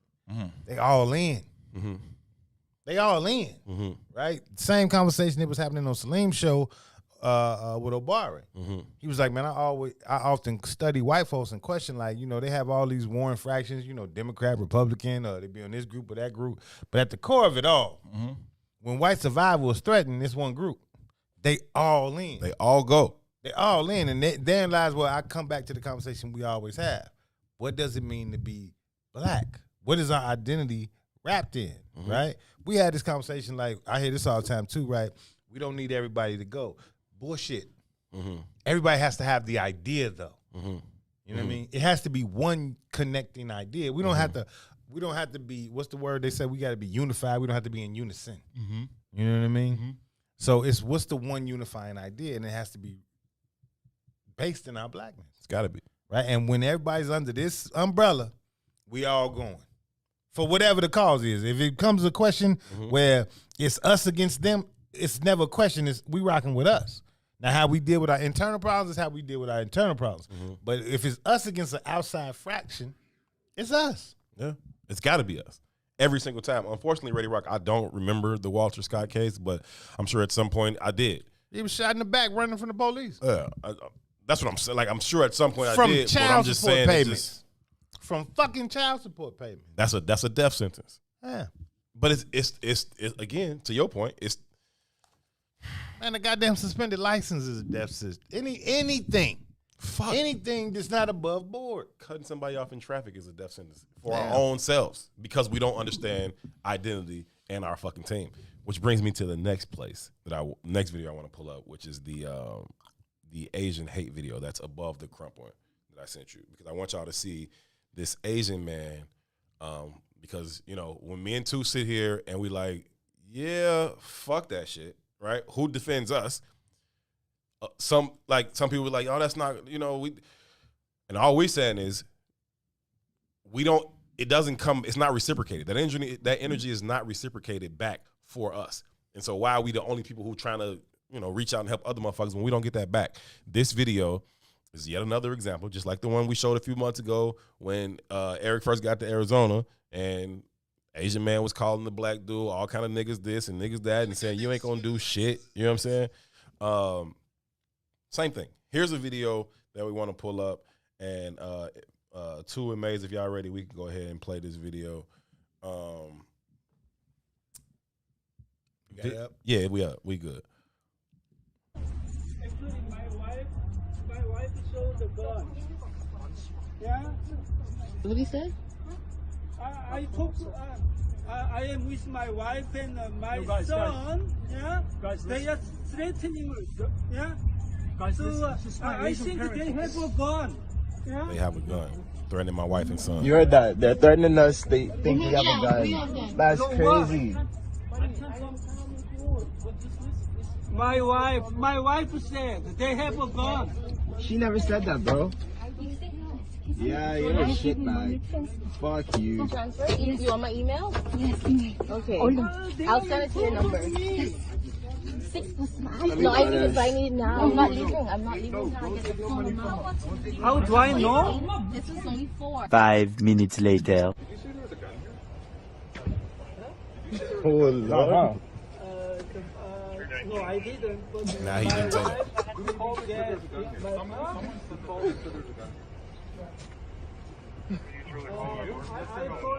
Yes or no? I'd love for you to search this car just so you can carry on. Look how many police officers here from what somebody said there's a gun here.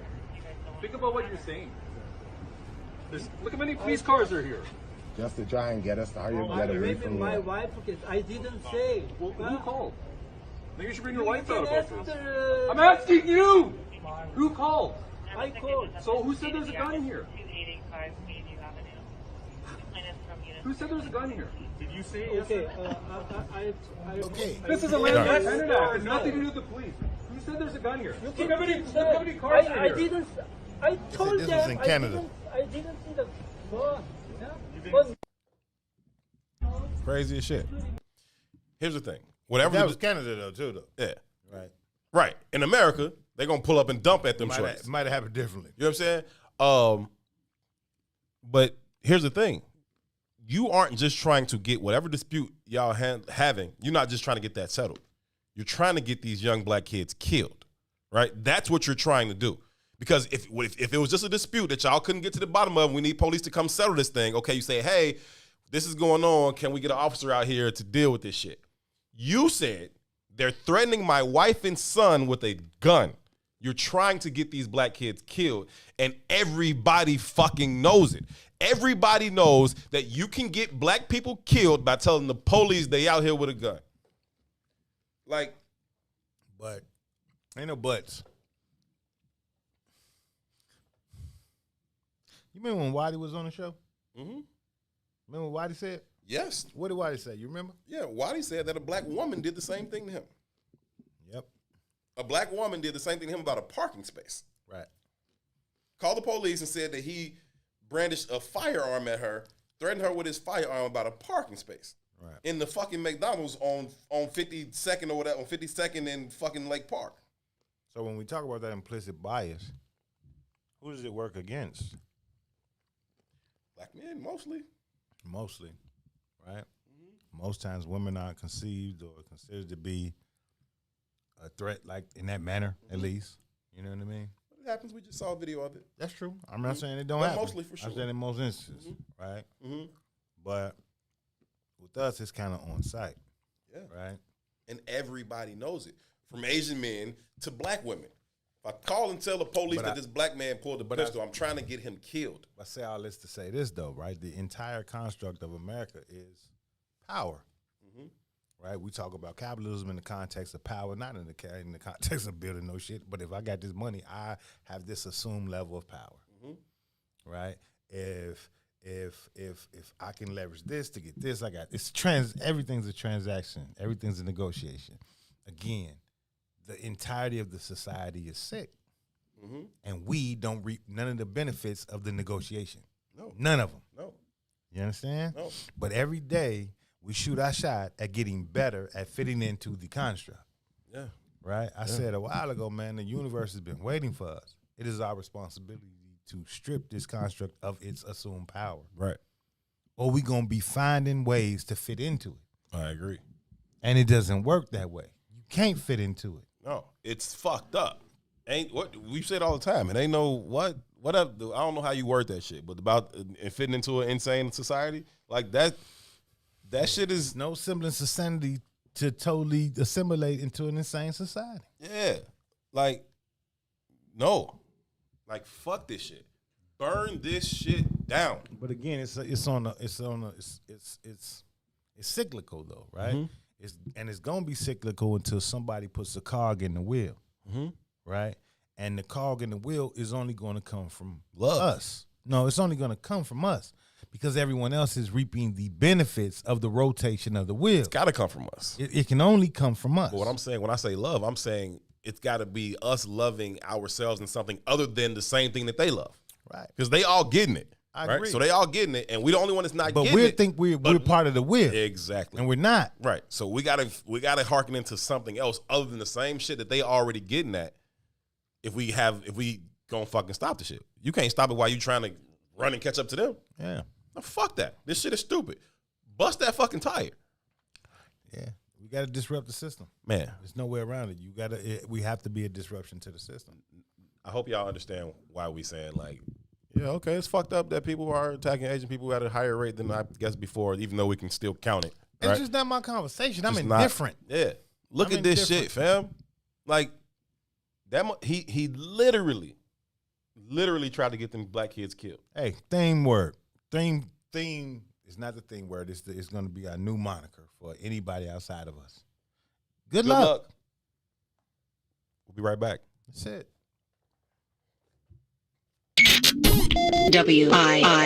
WIFTBPM. Everybody's talking about the all-new Sam Silk's Chicken and Fish. Place your order today for a delicious meal. The chicken and fish are fried to perfection, featuring a wide variety of catfish, perch, tilapia, whiting, and shrimp. Now it's your turn to see what everybody's talking about. It's the all-new Sam Silk's Chicken and Fish, Chicago's newest spot for delicious meals. Stop by at 2537 South Wabash in the South Loop, or get contactless delivery from DoorDash, Uber Eats, Grubhub, and Postmates. For more info, call 773-807-9010. 773-807-9010. Sam Silk's Chicken and Fish is open just in time for lunch, or take it to the house for a delicious dinner. It's Chicago's new spot for perfectly fried chicken and fish. Don't wait any longer. Try it today. Sam Silk's Chicken and Fish, 2537 South Wabash in the South Loop. Sam Silk's Chicken and Fish.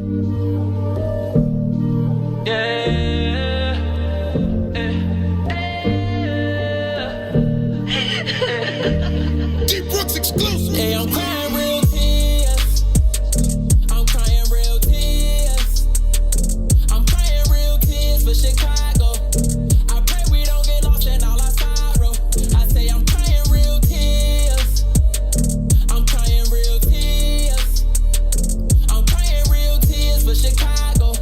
We don't know if we gon' let us see tomorrow. No. 52 wounded, 10 murdered in a weekend.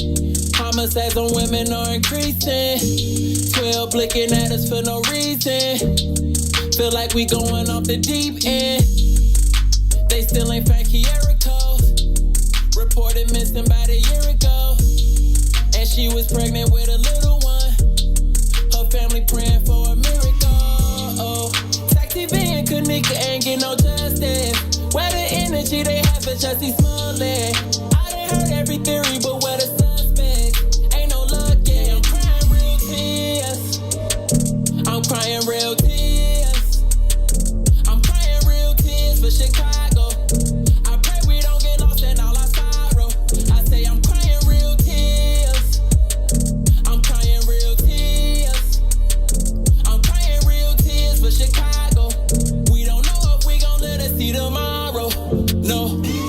Woman found dead, baby cut out of a womb. I wish it wasn't true. Another woman shot down while her baby in her arms. Can somebody call a truce? This is genocide, honestly. We still remember Tyshawn Lee. I'm implementing new policies, trying to save the generation under me. We gotta drop the sticks and put the poles up. Your man is a weapon, you need to load up. I couldn't imagine losing one of my daughters. Shoot, I wanna glow up. I'm crying real tears.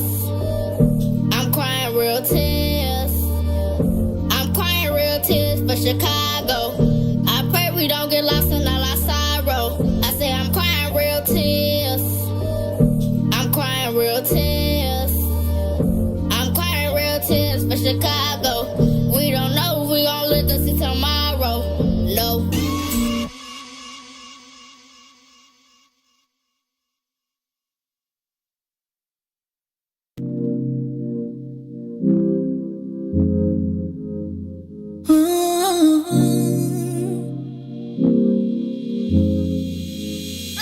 You see me, you see him, my best friend. He hold me down like ankles fighting the waves. Apply to my crime, yeah, I do time till I'm with you.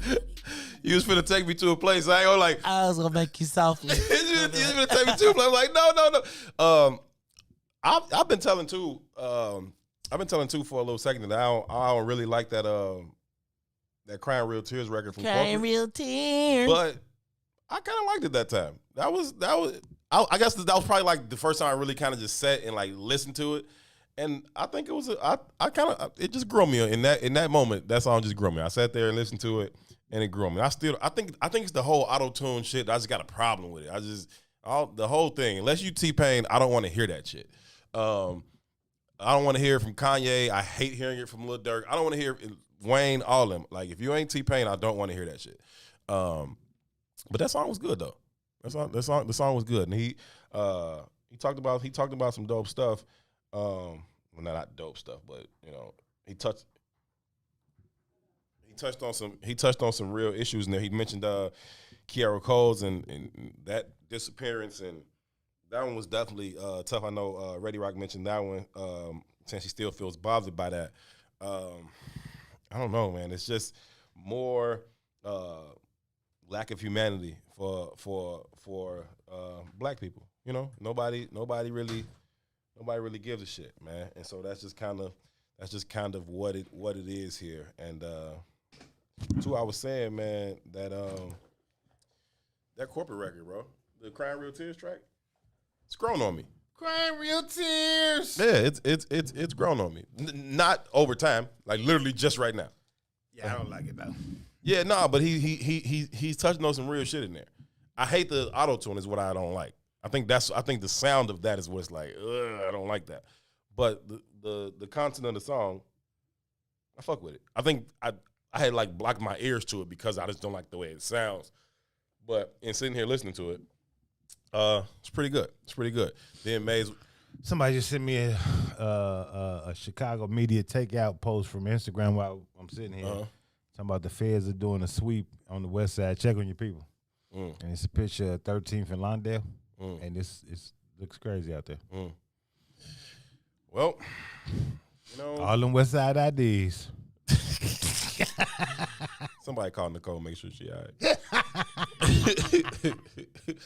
right. You know, man, the thing about the game is, bro, you can win 100 days in a row. You only got to lose once. That's what's so whack about the game. Like, you only got to lose one time, man. Yeah, that song is traumatizing now that I actually sat and listened to it, Nicole. Yeah, I appreciate the lyrics in it. He touched on a lot of real shit, and I think I had just not listened to it before because the sound was just so But anyhow, yeah, man. Out west, sweeping raids out west. West side be getting to their bread, man. But you know, eventually they catch up to you one time, and you know, a lot of cats finna start telling on folks, man. It's part of the game, bro. Yeah, a lot of cats finna start telling on folks, especially the feds. The feds don't lose their cases. You know what I'm saying? Feds don't lose. Feds got like 98% conviction rate. They ain't losing. All right. So once the feds get you behind them walls and get you in that interrogation room, like, yo, you're gonna do 40, fam. Like, and it's like, what is it, like 85%? You got to do it a fair time at least. Yeah. Once you tell them, you got 40, and you have to do at least 37 of them joints. Yeah. It was them. Like, it was them niggas is telling on you, fam. Like, all them cats just sit there all day and talk all that real shit, and I ain't never telling and never leave my brothers and all that. All right. I hear you. I hear you loud and clear. It was him, right? It was him. Hey, man, it's a comedian named Damn Fool. Kevin Simpson is his actual name, but he Damn Fool. You know him because he did the podcast you like, the Did You Miss Me podcast. I know it. He do this thing on Instagram called he had like scratched his retina, and so for a while he actually had to wear an eye patch. His eyes completely healed now, but he still wears his eye patch and does these. I hear you. He says I-E-Y-E, like I hear you. He's like, yeah, I hear you. I hear you loud and clear. Matter of fact, it's one I want to play, but it's probably more of a relationship for. I'll play it for y'all on Friday. Maybe I'll try to get food to pop in on Friday too. But anyhow, that shit is funny. Follow Kevin Damn Fool Simpson. Tell him I sent you. Anyhow, and follow Justine. She's the fucking idiot all the time. I was talking to Maze before the show, and he put this idea in my head about like a comedy roundtable type joint, and I certainly know all of the motherfuckers, and so we can get that set up. I think that should be funny as hell. Mm-hmm.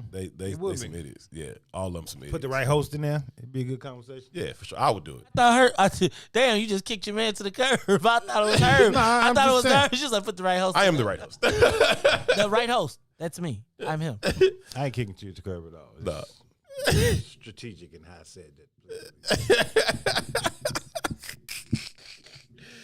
Hey, man, listen, if y'all just tune in, this is I Said What I Said. We are in the 5 o'clock hour, the ratchet hour, which we should have heard test your work at 5 o'clock. Maze tried to have me in here, first of all, crying from corporate. Real tears. And then he tried to take me straight into the candlelit situation. He had me straight out of the Book of Dawn catalog. Sexy Dexter. Yeah, man. In the 5, we try to get to a space here. Yeah, we ain't tested some work in a minute, man. I don't know when the last time I done a line. I'm playing. I've never done a line. Sure, you've never done a line. Give me all Eddie the Murphy. Sure, you're not a homosexual.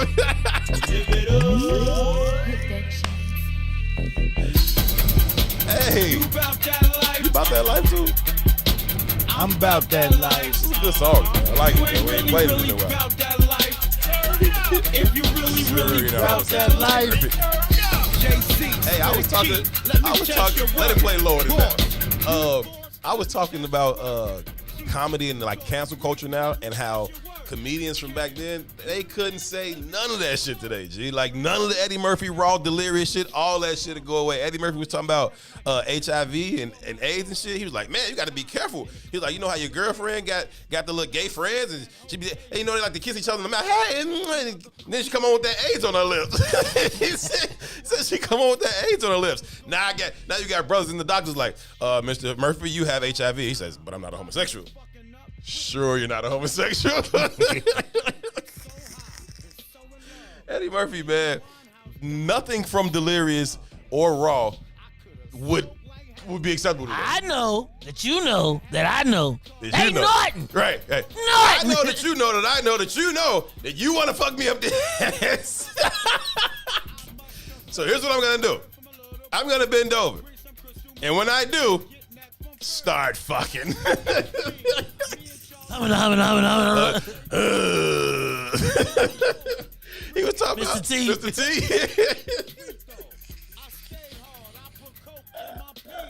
Two's having none of it. No, of course not. Two don't be. That's because 2 is still on. Like 2 is still there. Like he's still 88 for 2. Like you know what I'm saying? It's still 1988. Not that I might not be that far. Right. Wait. I don't know if you want to talk about that. So please turn it away from me because I'm going to talk about it. What was the split screen about? The Paul Pierce thing.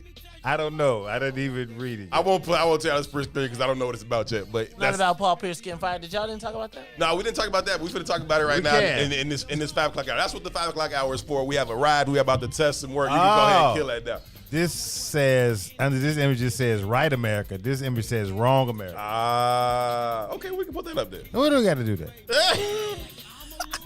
We don't got to do that. All right, cool. We leave it alone. Either way, man, Paul Pierce, bro, he got fired from ESPN because he went live with some strippers. Yeah, he did do that. I don't think you should do that, but I also don't think it's a fireable offense. ESPN obviously it's a fireable offense. Clearly. Right, clearly. Like what you think it is, right? I hear you on that piece, but I'm saying ESPN employs hundreds of like former athletes. which one of these niggas ain't been around strippers? Like, you know what I'm saying? Like, you firing him for that? And I know that ABC, ESPN is a Disney company. Get it? But it be so much sexual innuendo in all the Disney movies that are clearly made and marketed to kids, right? At some point in Lion King, the original one, they spell sex in the sky for no fucking reason. The cartoon? Yes, Lion King, G. I never saw that. Yeah, G. It's in there. I'll tell you another thing about Lion King. I think I told you this before. But everybody gets pissed when I mention this. Like, you ruined my childhood. Simba and Nala were siblings. That's just the truth. Now, but you don't have any facts around it. No, I do have facts What's around the facts around it? The facts are that you never hear or see, or Nala's father is never mentioned. Her mother is. Her mother and Simba's mama are cool. Makes sense, right? But there's no mention of her father, I mean. And you know why there's no mention of her father? Because in Lion Prides, there is one alpha male. There are not two. An alpha male comes in, he fights the present alpha male, and whomever loses is dead or gone, right? You either die or you get your ass out of here.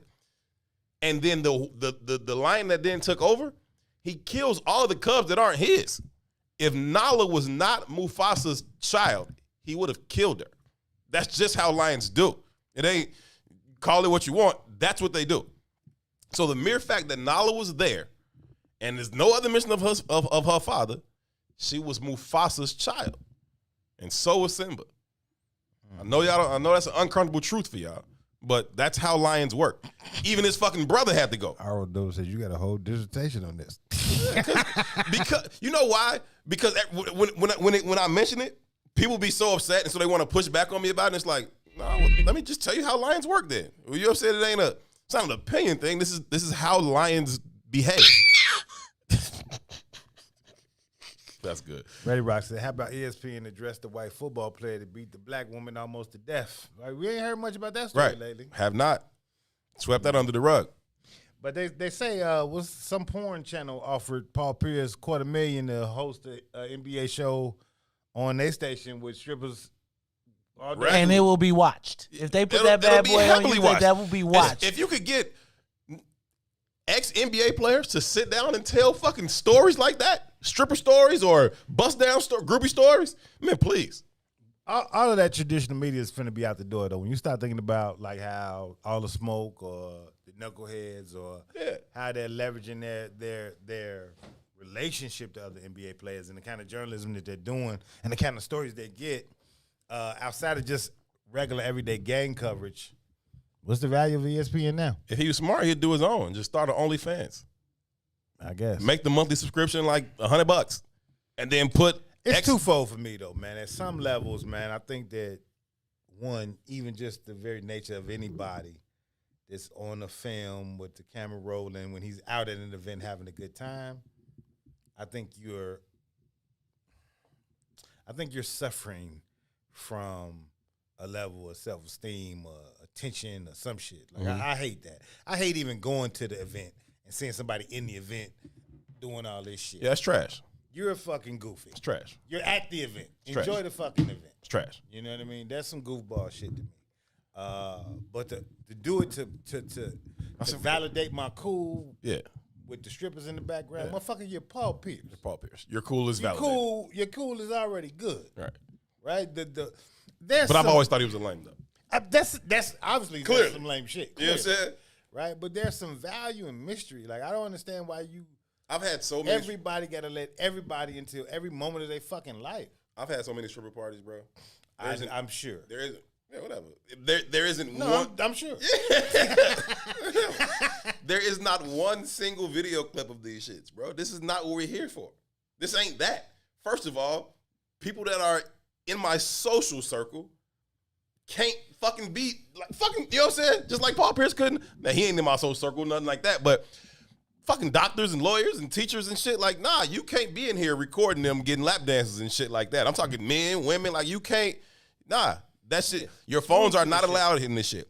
And motherfuckers have literally been kicked out of some of these parties because they pull their phone out. Like, nah, I'm I won't tell that story. But anyway, yeah, no, it's some clown shit. It's definitely some clown shit. Yeah, and I'm with Ready Rock too that they shouldn't be demonized for the shit, but it is some goofy shit. But I don't think you should be demonized, right? How you gonna punish me for some shit that? How you gonna have rules on every part of my life? Right. This is a job, motherfucker. I don't live for this job. Right. You know what I mean? But again, that's Paul Pierce. That's ESPN, and we look at it as Paul Pierce and ESPN. But the same plays out for shit everybody. You know what I mean? You might work at Diet, goddamn it, for all I know. You know what I mean? But because I think it just was not too long ago. You just said OnlyFans. I don't know the story, and I don't even think it was a Chicago story. But some school teacher had an OnlyFans, and they was like, "Nah, you out of here. You out of this school system." Yeah. Right? Well. And it was like I don't know, what would they call it, grammar school? So 0 to 8th grade? Yeah. Well, how the fuck is 0 to 8th grade they gonna know what's on OnlyFans? Yeah. I mean, not to say they couldn't know, because you're going to find out. But my point is, that's not the teacher's responsibility. No, I feel you, and I don't necessarily think it's within the purview of the school district to be on that with the teacher. You know what I'm saying? I agree. Am I performing well at my job or not? Am I a good teacher? Am I a good teacher? Leave me the fuck alone. Then leave me the fuck alone, fam. That's real. But Paul Pierce is not good on ESPN. No. Yes. I've never liked Paul Pierce, G. Hey, you know what?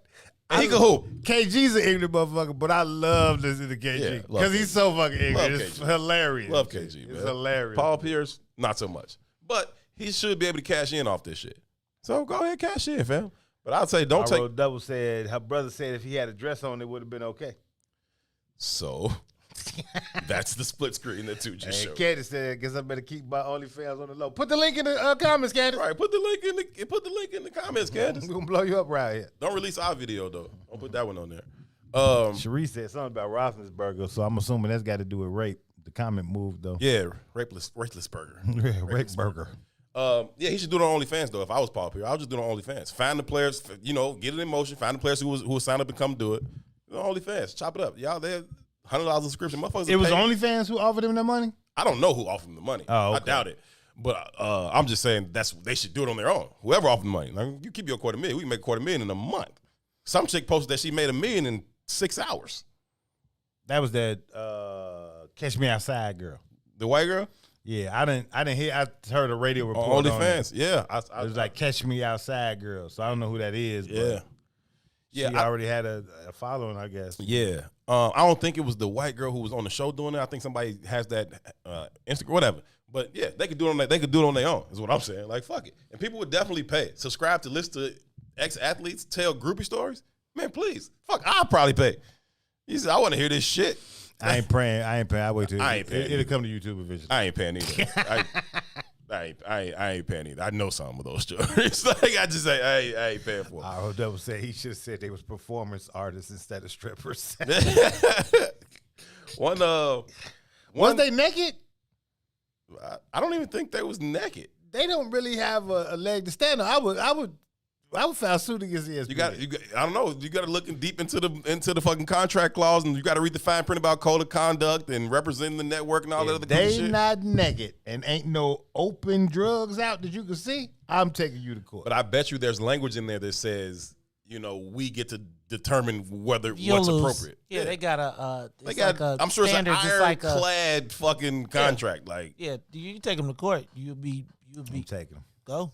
And they gonna drag that shit out. Right. They gonna be like, how much? Gonna cost Paul Pierce more than it cost him to go get another fucking job. Go do something else, Phil. He don't need no job. He Paul Pierce. Yeah, he don't. I don't know what it is about Paul Pierce. You obviously haven't watched a lot of NBA results of people. He need that job. You gotta stop that. But see, spent all his bread. You gotta stop. Like, I mean, I'll just say. They say one in, what they say, 2 out of 5? Be broke within 5 years. Yeah, 5 years. But I mean, but he was the truth. Yeah, he made himself some change. I just never liked dude. That's Candace said they had on thongs and he was high as a kite. Yeah. How did they prove he was high? Oh, he looked high. Oh, he had a blunt. He had a blunt in his hand? Yes. There's one picture where he is literally like. I didn't see that. Oh yeah, see. Shit, I didn't see none of it. I just saw the screenshot meme part of it. Let that man live, man. Let that man live, hey, bro. Would that be the same kind of backlash if he was caught in the generator? What's the name of the club? There was the gay movie? Definitely not, because there's nothing illegal about that, right? That's cool. Nothing illegal with that. He'd be praised I mean, they probably pump him up for that. Like, they'd be like, it's a. ROW said, had it been men dancing, it would have been a teaching moment on acceptance. Like that, you know what I'm saying? Like that's a real spill, man. It's a real spill. You know what I'm saying? Hey, man. That's, applaud D-Wade for allowing his son to become his daughter. And again, whatever. But let's condemn Paul Pierce for this heterosexual behavior over here. Is that heterosexual behavior, though? Hell yeah. What kind of behavior do you call it? Or is it, because it's not, and again, right, we see images of D-Wade's son, but it's not homosexual behavior. It's just he's dressed up as a girl. It's not an actual behavior set attached to it. Okay. So, like, even the Paul Pierce joint, is that heterosexual behavior, or is that considered degradation of women? I mean, he ain't fucking, so it ain't heterosexual behavior. How you degrading people that's doing what they want to do? It's obviously a slippery slope. Yeah. So I don't know. You know what I mean? I just, I don't know. What'd you say? Okay. Have y'all heard about this Hubert Davis press conference? Yeah, I didn't see it about the press conference. I know he got the job. No. What's up with Hubert Davis? Hold on. He just I'm got not interrupting. first black dude getting the coaching position at UNC. Let me read this. Oh, to is you it? real quick. Let me read this to you real quick. Hubert Davis was selected as its first black men's basketball coach. He went to North Carolina. Mm-hmm. And his speech, he stated the following. I know that it's significant that I'm the fourth African-American head coach in any sport in the history of the university. I'm very proud to be African-American, but I'm also very proud of my wife is white, and I'm very proud that my 3 beautiful kids are a combination of us both. See, that's what I mean about these suck ass niggas, man. Like, that's so unnecessary. Like, what the fuck? You gotta go out your way to like appease white folks. But he's right, though. I just want us to acknowledge his rightness. You right. Take your bitch ass on over to that team and be over there. This is where your values lie. You right. And again, I'd argue it wouldn't be your wife and your kids if that wasn't your values. I know y'all making a big deal that I'm the fourth head coach in this school's history of all programs. But look, I'm almost white. Look at my family. But I know y'all care about that. But I don't care about this white shit, fam. I'm gonna tell you. Fuck you, that this is damn. Yeah, man. Fuck you go out your way for that shit, fam? Damn, dog. I could also see though in that conversation, like in the whole realm of the blackness, his wife literally bringing it up. Like, you're the first black, but we're all part of it, right? Like, you're not like the wife literally being You need like, to make this statement. Oh yeah, hell yeah! You gotta, yes, they're running around doing the touchdown dance. Because imagine they running around in North Carolina, and she probably a North Carolina girl. What? But Hubert. Right. You don't forget about your kids. They're not just all black. You got to. I'm just telling you that was a fight coming. That was a fight. He identifies as the white woman's husband. I fuck with that. Yeah, man. Like, that shit is wild as fuck, man. I mean, I didn't mean to throw your shit off. No, that's good. That's wild as hell, G. Like, you are. Like, you go about, and when he get old, he leave your ass for a white girl. White girl, man. Like, that shit he is started so with wild. this one though. He like, we made it. You got to understand the culture of Yes, we made it. Collegiate athletics at that level. These head coaches of these major basketball, major football programs, they are kings at these institutions, right? And so I say that to say that their wives are like the first lady. You know what I'm saying? Like, first fucking lady. Like, I've seen how these women, like how they move around. Like, they are the shit at these places, right? So this white woman is finna be top woman. She's finna be the first woman of North Carolina. Because I don't think they feel it. I mean, I would just say in North Carolina, this probably also the first interracial. She probably ain't getting the love like that. You know what I'm saying? She's finna be the first lady of Chapel Hill. She's getting the love. I promise you, she's getting the love. She's going to be first lady of Chapel Hill. Okay, for sure. I get. Okay. Check this shit out, G. So y'all know my nephew just shot that movie, Safety. Yeah, it was football movie. It was good too, right? So that movie was filmed however long ago. It was filmed way a long time ago. But because of the racial uproar of the Ahmaud Arbery, the George Floyd, and all that shit, they had to reshoot a whole lot of that shit because they wasn't comfortable with putting it on the screen. So there's one scene in the movie where my nephew's walking home in the rain because they wasn't giving, they couldn't help them with anything type of shit. And the white lady pull up. And the white lady pulls up and was stopped and talked to him and still couldn't give him. I wish I could help you. Wish I could help you, right? But in the original scene, she didn't even stop. Yeah. Move, Blackie. But now, mind you, this is dude recount. This is a real story. He's recounting a real story. Right. You know what I'm saying? Yeah, no, this happened to. This really happened. Yeah, like Shorty's walking in the rain in based this on a true hick-ass story. town, and fuck you. Blackish. Go throw that football, nigga. Splashed his ass and shit. Like, you know what I'm saying? Imagine he couldn't fuck with a football. While he was, all right, that's my point. Right. While he Right. was over there talking Right. about some, here's my wife. Like Katie said, like he identifies as the husband of the white woman. Like, that was so unnecessary, dog. I gotta go back. But and it was listen to absolutely necessary at the same time. This is who I am. I'm glad he did it, but it was so We gotta get the audio from that. unnecessary. I am a king. Yeah, we do need audio from that just to get the context in totality, man. We're going to take our last break. When we come back, man, I got to talk about my man's Lil Boosie, man. Baton Rouge's finest. Shoulders, chest, pants, shoes. Mr. Wipe Me Down is a fool, bro. He is a fool, but it speaks more to an economic conversation that is a very, very real thing. We'll have that on the other side of this break. This is I Said What I Said, Howard and Toussaint for another 30 minutes. We'll be right back.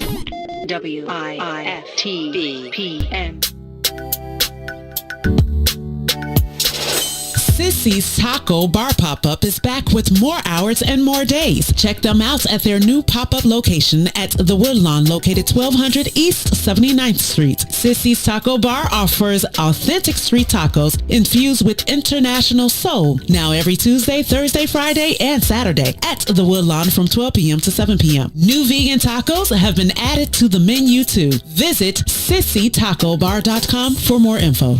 Everybody's talking about the all-new Sam Silk's Chicken and Fish. Place your order today for a delicious meal. The chicken and fish are fried to perfection, featuring a wide variety of catfish, perch, tilapia, whiting, and shrimp. Now it's your turn to see what everybody's talking about. It's the all-new Sam Silk's Chicken and Fish, Chicago's newest spot for delicious meals. Stop by at 2537 South Wabash in the South Loop, or get contactless delivery from DoorDash, Uber Eats, Grubhub, and Postmates. For more info, call 773-807-9010, 773-807-9010. Sam Silk's Chicken and Fish is open just in time for lunch, or take it to the house for a delicious dinner. It's Chicago's new spot for perfectly fried chicken and fish. Don't wait any longer. Try it today. Sam Silk's Chicken and Fish, 2537 South Wabash in the South Loop. Sam Silk's Chicken and Fish.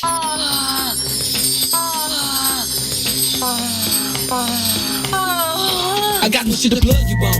Spin my click love the bone, and when I heard the chrome, I send a slug to you dome. But I thug on the phone, spin gang to a red bone, making sure a head go. I never joke G, he's so sticky, they can smoke free. So I play him on the low key, and then I roll a beat, and then I freak him like I'm Joe to see. The fly links make him notice me. The is bogus G, playing weed with the potency, be controlling me. While it's steady holding me, give a dick like it's supposed to be. Where the hoes to be, dripping down in the hosiery. I gotta close up posing G, while I'm flipping up the golden tree, so you can see I'm a click type rolling G. Bust shots that I'm holding three, I like it like a Christmas tree. Sit back and let's twist the beat, ain't no mystery. So why you that he gets to me, give it a world like history. When she dissing me, when you out the diss me, get shot up at a fast rate. I rub your body up in mass tapes, sipping smash grapes, and let it leave a motherfucker dead when the grass is great. When the grass is great. Shit, I creep play with a deep play. Keep it going for me. Stay quick while I'm sticking in the stick with the green tint. Cause the Henny got my knees bent. While you is back close for hoes, I behind closed doors with the lime in the fofo, blowing blunt smoke with the niggas on the first show. Roll the one more, the weed make a rush blow. I start a up Joe, and if you wanna get down, we gon' clown with the phone round and the slow sound make a whole drown in his own blood. What you want, stud? 10 on the dub.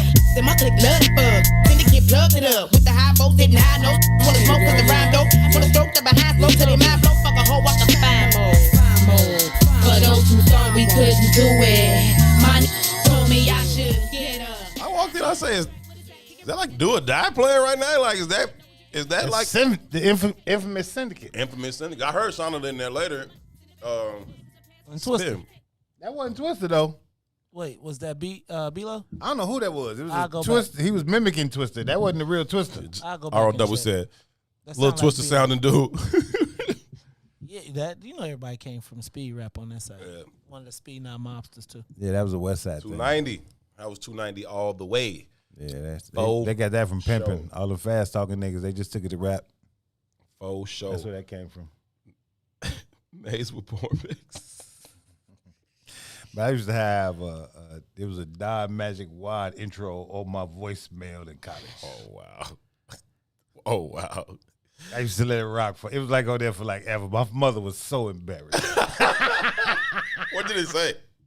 It was motherfucker call. It'd be like, "You message beep," right before the beep shit. It'd be like, and this bitch is laying up in the hospital, right? And she just thinking to herself. She telling her mama. She talking to her mama. She's saying, "Daddy, I just want to get up from this bed and get out and get your money." And her mama looked at me and she said, "What have you done to my daughter?" I said, "What have I done? That's dedication, man." My mom was so embarrassed. Oh, thanks, too, for that little. She said, "What have peek I inside done? your brain, sir." What have I done? I said, "That's dedication, man." You need to get some of this pimping in your life, mama. That's hilarious. That is hilarious, man. You know what?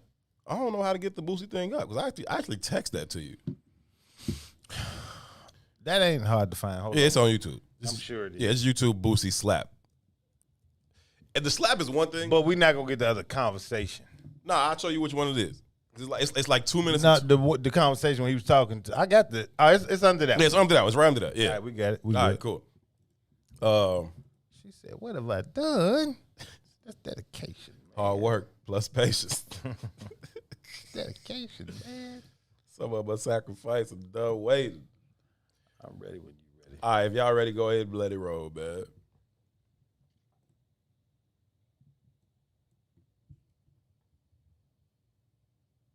Is there no sound to this? No, I got sound up. Hey, Mace, can we get the sound up for this video?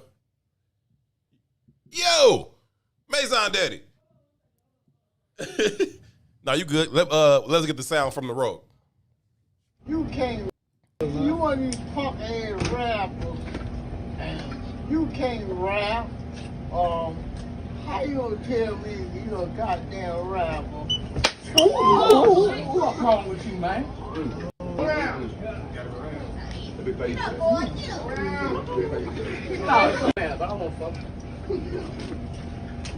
Yo. Hey, let me get some backwoods. You want these punk ass rappers. You can't rap. How you gonna tell me you a goddamn rapper? What's wrong with you, man? Smack 5 from dude ass, don't you? So I watched the video and he smacked 5 from this motherfucker, right? And so I'm like, what the hell was that about, right? And then I see this commentary. So I'm trying to, like, Boosie explains slapping this dude like that in the store. I'm like, okay, let me hear what he had to say about why he thought it necessary to slap this drunk dude in the store. And here's what happened. Smack the dog shit out that man. Man, bro, I helped that man in life, bro. Man, that dude got like 1,300, bro. He never had money. Like, I feel like he blessed. And then that's my boy, bro. He gonna be going to shows with me. But listen, if a nigga offered you 1,300 to smack the shit out you like that, you wasn't having it, man. So don't tell me that wasn't right, man. Man, hell nah, dog. It was part of, hey, bro, you gotta understand this. I've been promoting this slap for 2 weeks. You know what I'm saying? I had so many volunteers. Like I had over 2,000 people ready to get slapped. Hey, so what made him? Listen, what made him the lucky motherfucker to get smacked like that? This what happened, bro. This what happened, bro. The dude who won the thing to get slapped, raw comedian. Hold on. The motherfucker won a prize to get smacked. Continue, man. Yeah. I had to look at your jaws. It had to be foul enough. I had to weigh your jaws in. So look, bro, the dude who won it, he so happened went to the wrong address in another state, right? Yeah. I think he was scared. He went to the wrong address 3 hours away. So we had to pick somebody out there, and they had like dudes, they had like 8, 9 people we could have picked out there. But I was like, you know, like, I'm gonna get this to somebody who really need it, bro. Right. You know, I'm gonna get this to somebody who really need it, dog. And then like he was begging me to slap him. like he was, bro. It was so bad, bro. Like he wanted test runs and everything. I'm like, no, bro. Yeah, nah, that's crazy. But that's my test runs. But you know what I'm finna do? Talk to me. Every concert, in intermission, I'm gonna call somebody up there and bless somebody with $1,000. They just gotta sit in the chair and let me smack them. Hey man, you a sick nigga. What do you think about that? Just talk to me, bro. Listen, you just can't be putting it, you know what I'm saying, publicly, because you could be helping a motherfucker get smacked, but you know what I'm saying? The public ain't always gonna take it lightly. You know what I'm saying? It's just an in the moment type of thing. Yeah, the public gonna take it the wrong way, huh? Exactly, but you know when you from the hood and in the trenches, 1,000 and get smacked, nigga, that's a hell of a deal. Yeah, man. But shit. just you can't post it to the masses. You gonna smack 5 family members and get $5,000. Just think if I go to anywhere and say I need 5 family members to come out the house to get smacked. How many motherfuckers you think coming out that house? The whole family coming out, nigga. I'm sending the whole village out. Fuck is you talking about? I know I'm sending my Uncle Strong face ass out. I'm sending every drunk uncle out that motherfucker. Hey, bro, I need you to tweet, bro. That's enough. My new Instagram and tell them to follow me. Nah, I got you. I'm about to get your shit lit. Yeah, give me back. G, there's so much wrong with that, G. Like. First of all, the nigga lying about the first slap. That's first. Right? He avoiding lawsuits. So he hit the nigga with 1,300 because he got film slapping the shit out of a wino. Right? Which makes you a hoe ass nigga per my understanding. No, I don't think so. I don't think he's lying. You're a hoe ass nigga. And No, I think you're a hoe ass nigga for slapping the wino for that type of shit. But I don't think he's lying about the setup. I think he's lying. No, I don't think so. Shit. I don't think so. Shit. I think it was absolutely staged. I don't think so. What the fuck is the white dude holding the big ass camera for? He's obviously filming some shit. The nigga got on 1,800 pounds of jewelry. He always tweets. He said he was shooting a video shoot. So there was a story about this shit before. This shit been out for like a week and a half now. I don't know. I don't pay Boosie that much attention, so I don't know the details, right? But I heard something like they was filming a video, walked in to get some swishes or whatever the fuck he do, right? Dude drunk as hell. That's true. Clear. Right? And I just don't see that punk being ass rappers. Yeah, I don't see that being. I think he slapped dude. I think he did. And he had to, Boosie stay in fucking trouble. He smacked 5 from his ass. He stay in trouble. Boosie so was like, on death row for like 3 years. Right. It was like, oh shit, let me fix that. You know what I'm saying? Let me fix this shit before it go too far. Yeah. Right? So let me get this nigga 1,300 if he did that. I don't know. You know what I'm saying? I don't know. So in the end of the video, you see the baby who was also there. That was the dude standing next to Boosie. That's the baby. And the baby give him like 2 more hundred. He like, that's a tip on that. I just gotta give you a tip for taking that one. You know what I'm saying? Like in the video. And I didn't see that part. It's at the end of that first clip. It's at the end of it's at the end of that first part. And the baby pull out like another 200 and give it to the dude who got slapped. He like, shit, I gotta give you another 200 on that, man. That's that part right there. And they let it rock. I didn't see nothing. Go ahead. Come on, we're running back. Oh,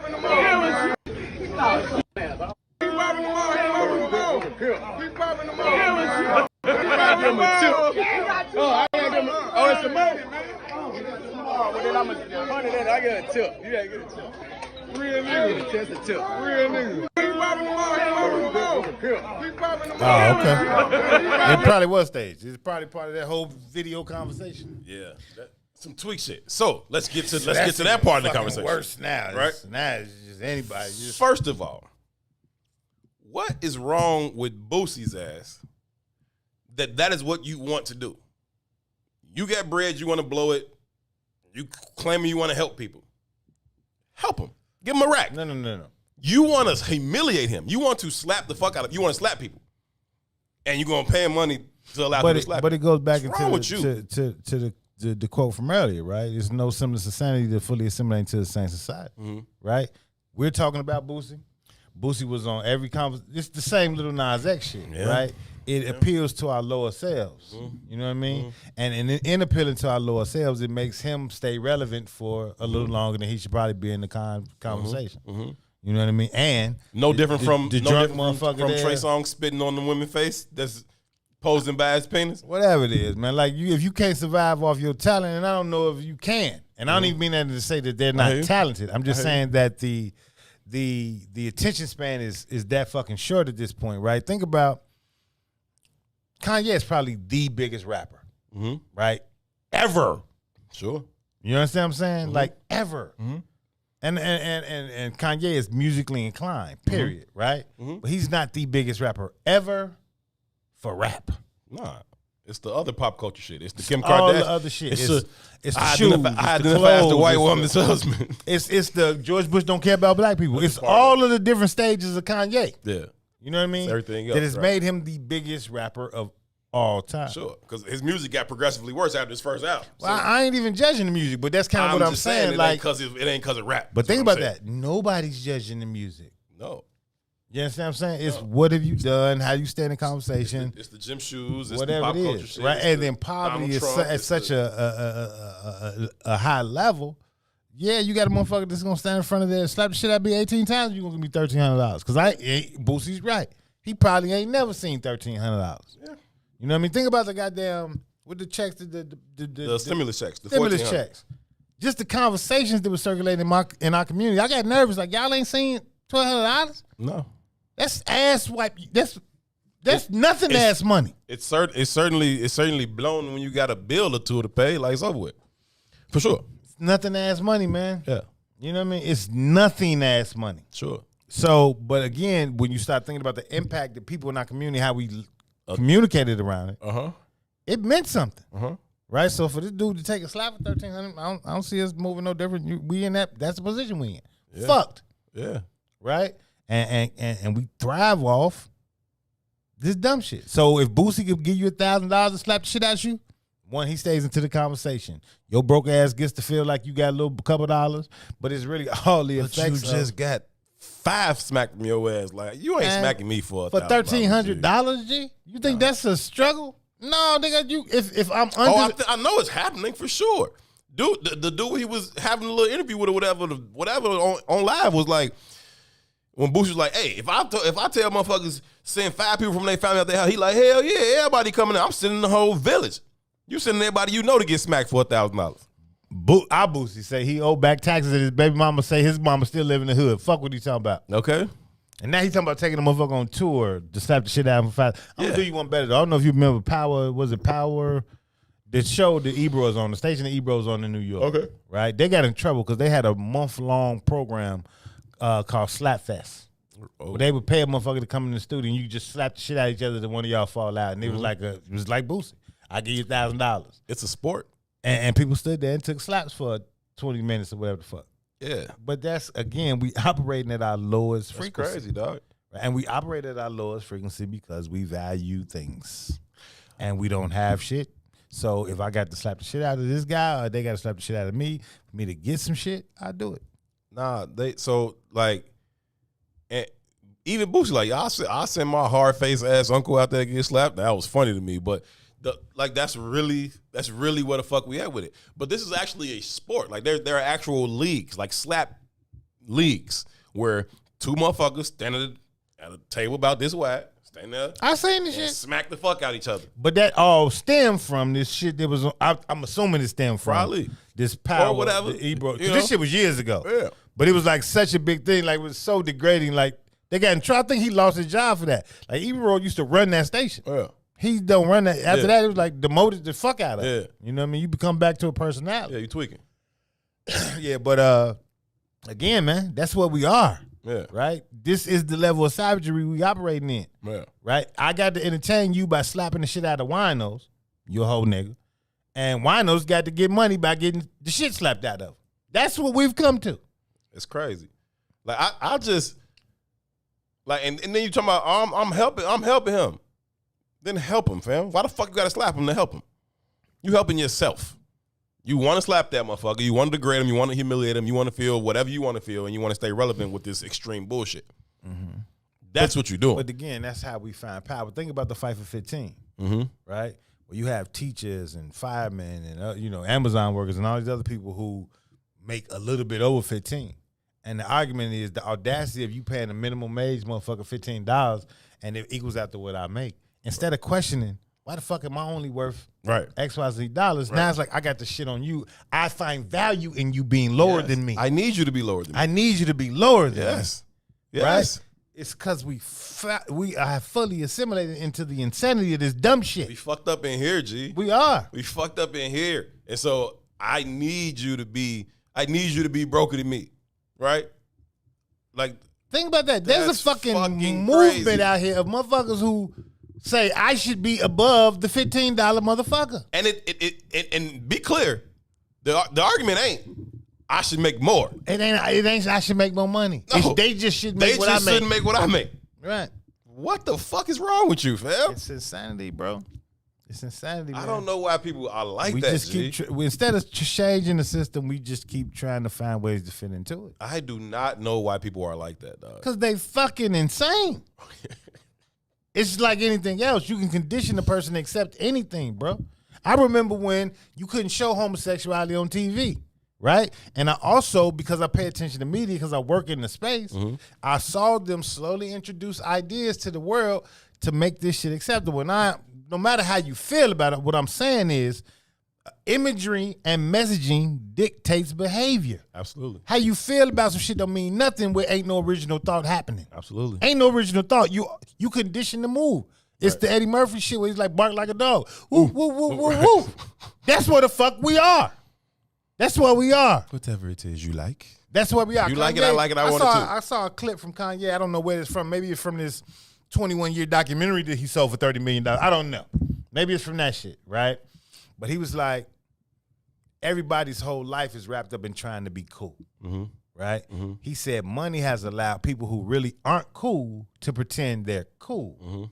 And they are now setting these standards for cool, right? It's the same argument I used to as a shorty. I don't know if it happened when y'all was shorties.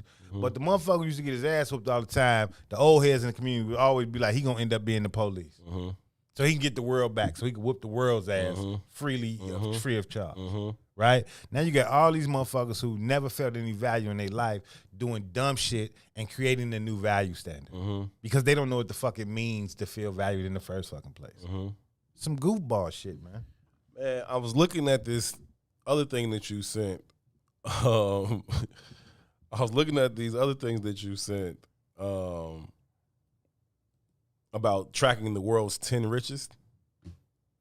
And this shit is interesting. I don't know who Carl Albrecht is, but just watching this chart move is an interesting kind of visual to kind of watch. I don't know if you want to pull it up real quick. Yeah, we got 9 minutes, man. I just sent that for you. It wasn't for this shit. Okay, but, cool. I mean, why we talking about money? Either way, man, that slapping shit is bananas. And let me ask you this: how do you compare that to? And we ain't got to get into this. We could holler at that later, whatever. But how do you compare that to like those like backyard brawls, like the Kimbo Slice shit? Same shit. Same shit, right? Savagery, man. Kimbo was down there killing them people, man. You know, same shit, G. I'll do anything to survive. You know what I mean? I'll do anything. It's no moral integrity anymore. It's no moral code, no moral standard. You know what I mean? So I'll risk my fucking life fighting bare knuckled in the fucking backyard in Miami. Right. You know what I mean? Right. And at the end of the day, like, Kimbo is motherfucking abnormal. Yes, he is. You know what I'm saying? That man got slave strength. He does. You know what I mean? Like, for real. For real. But the motherfuckers he was fighting, some of them motherfuckers had that shit too. Right? But I've seen motherfuckers, like, not be right after a fight. Oh, yeah. Like never get it back. Again. Yeah. Never again. Yeah. You know what I mean? So to do that shit for couple hundred $100, and it ain't even no threatening shit to my life. Right. You know what I mean? I'm not even upset. No, G. That shit is insane.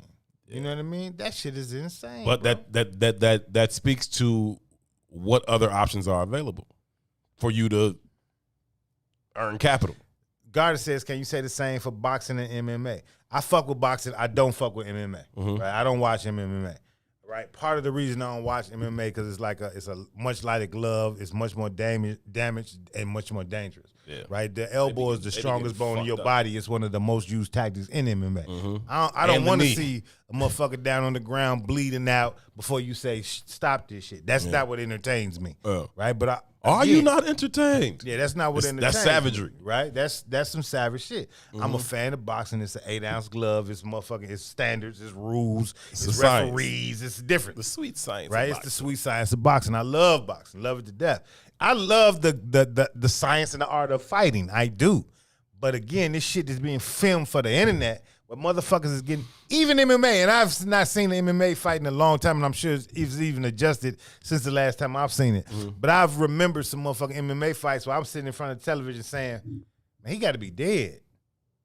He got to be dead. I'm not sitting there watching that shit, bro. They fixed that. I mean, I think they man, you talking about probably when they was like straight. It was up, a long time ago. Anybody could be fighting anybody. Yeah, I haven't watched 700-pound motherfucker, right?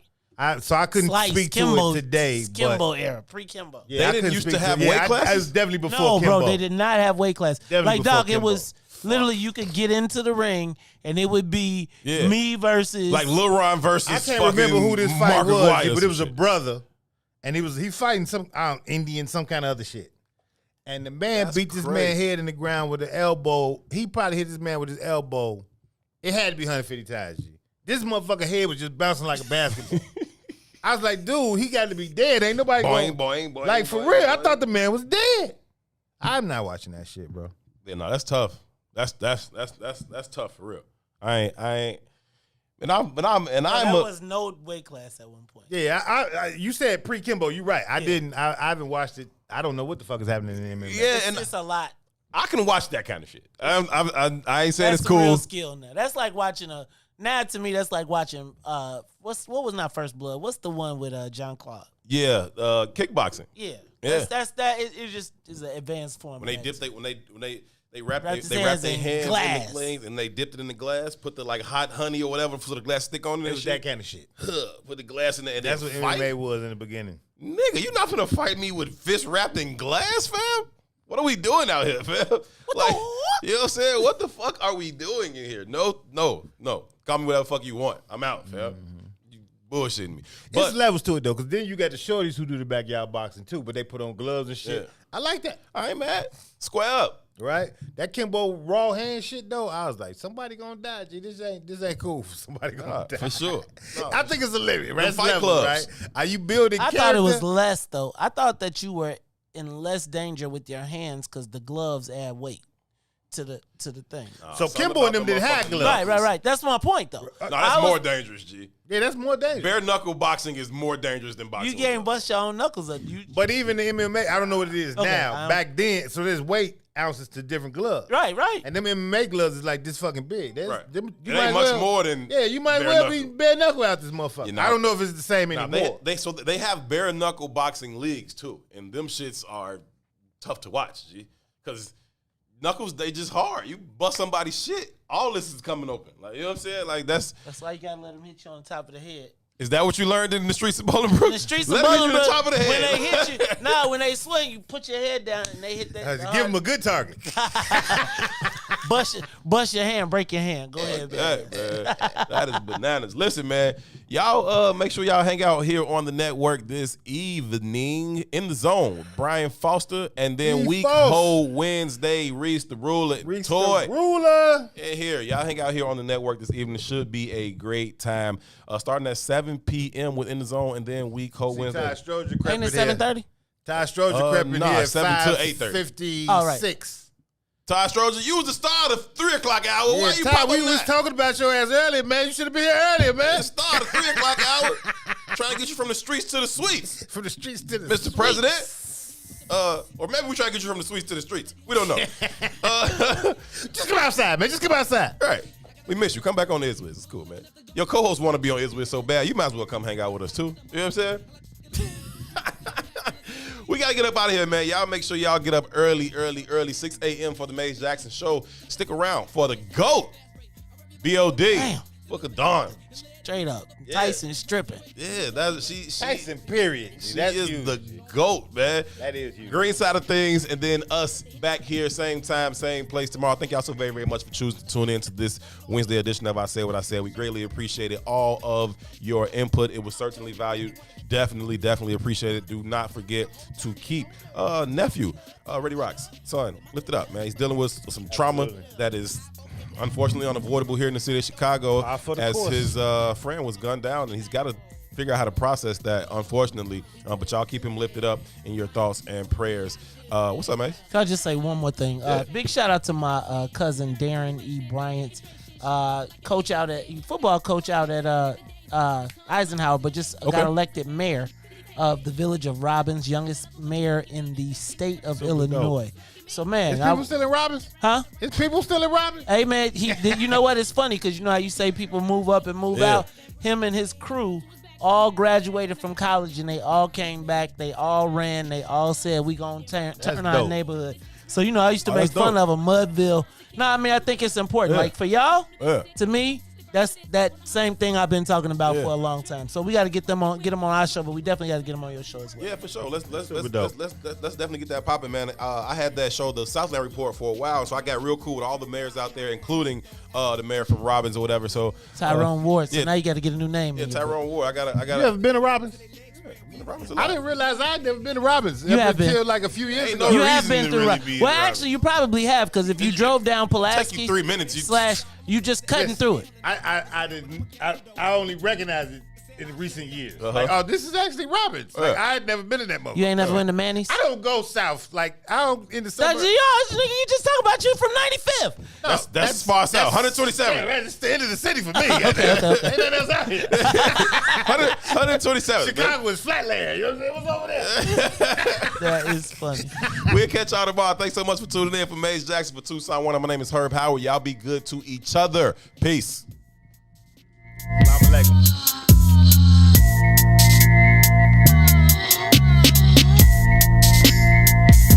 Don't begin to attract with a track, kick it right in the basement. Sit there and me till we wasted. No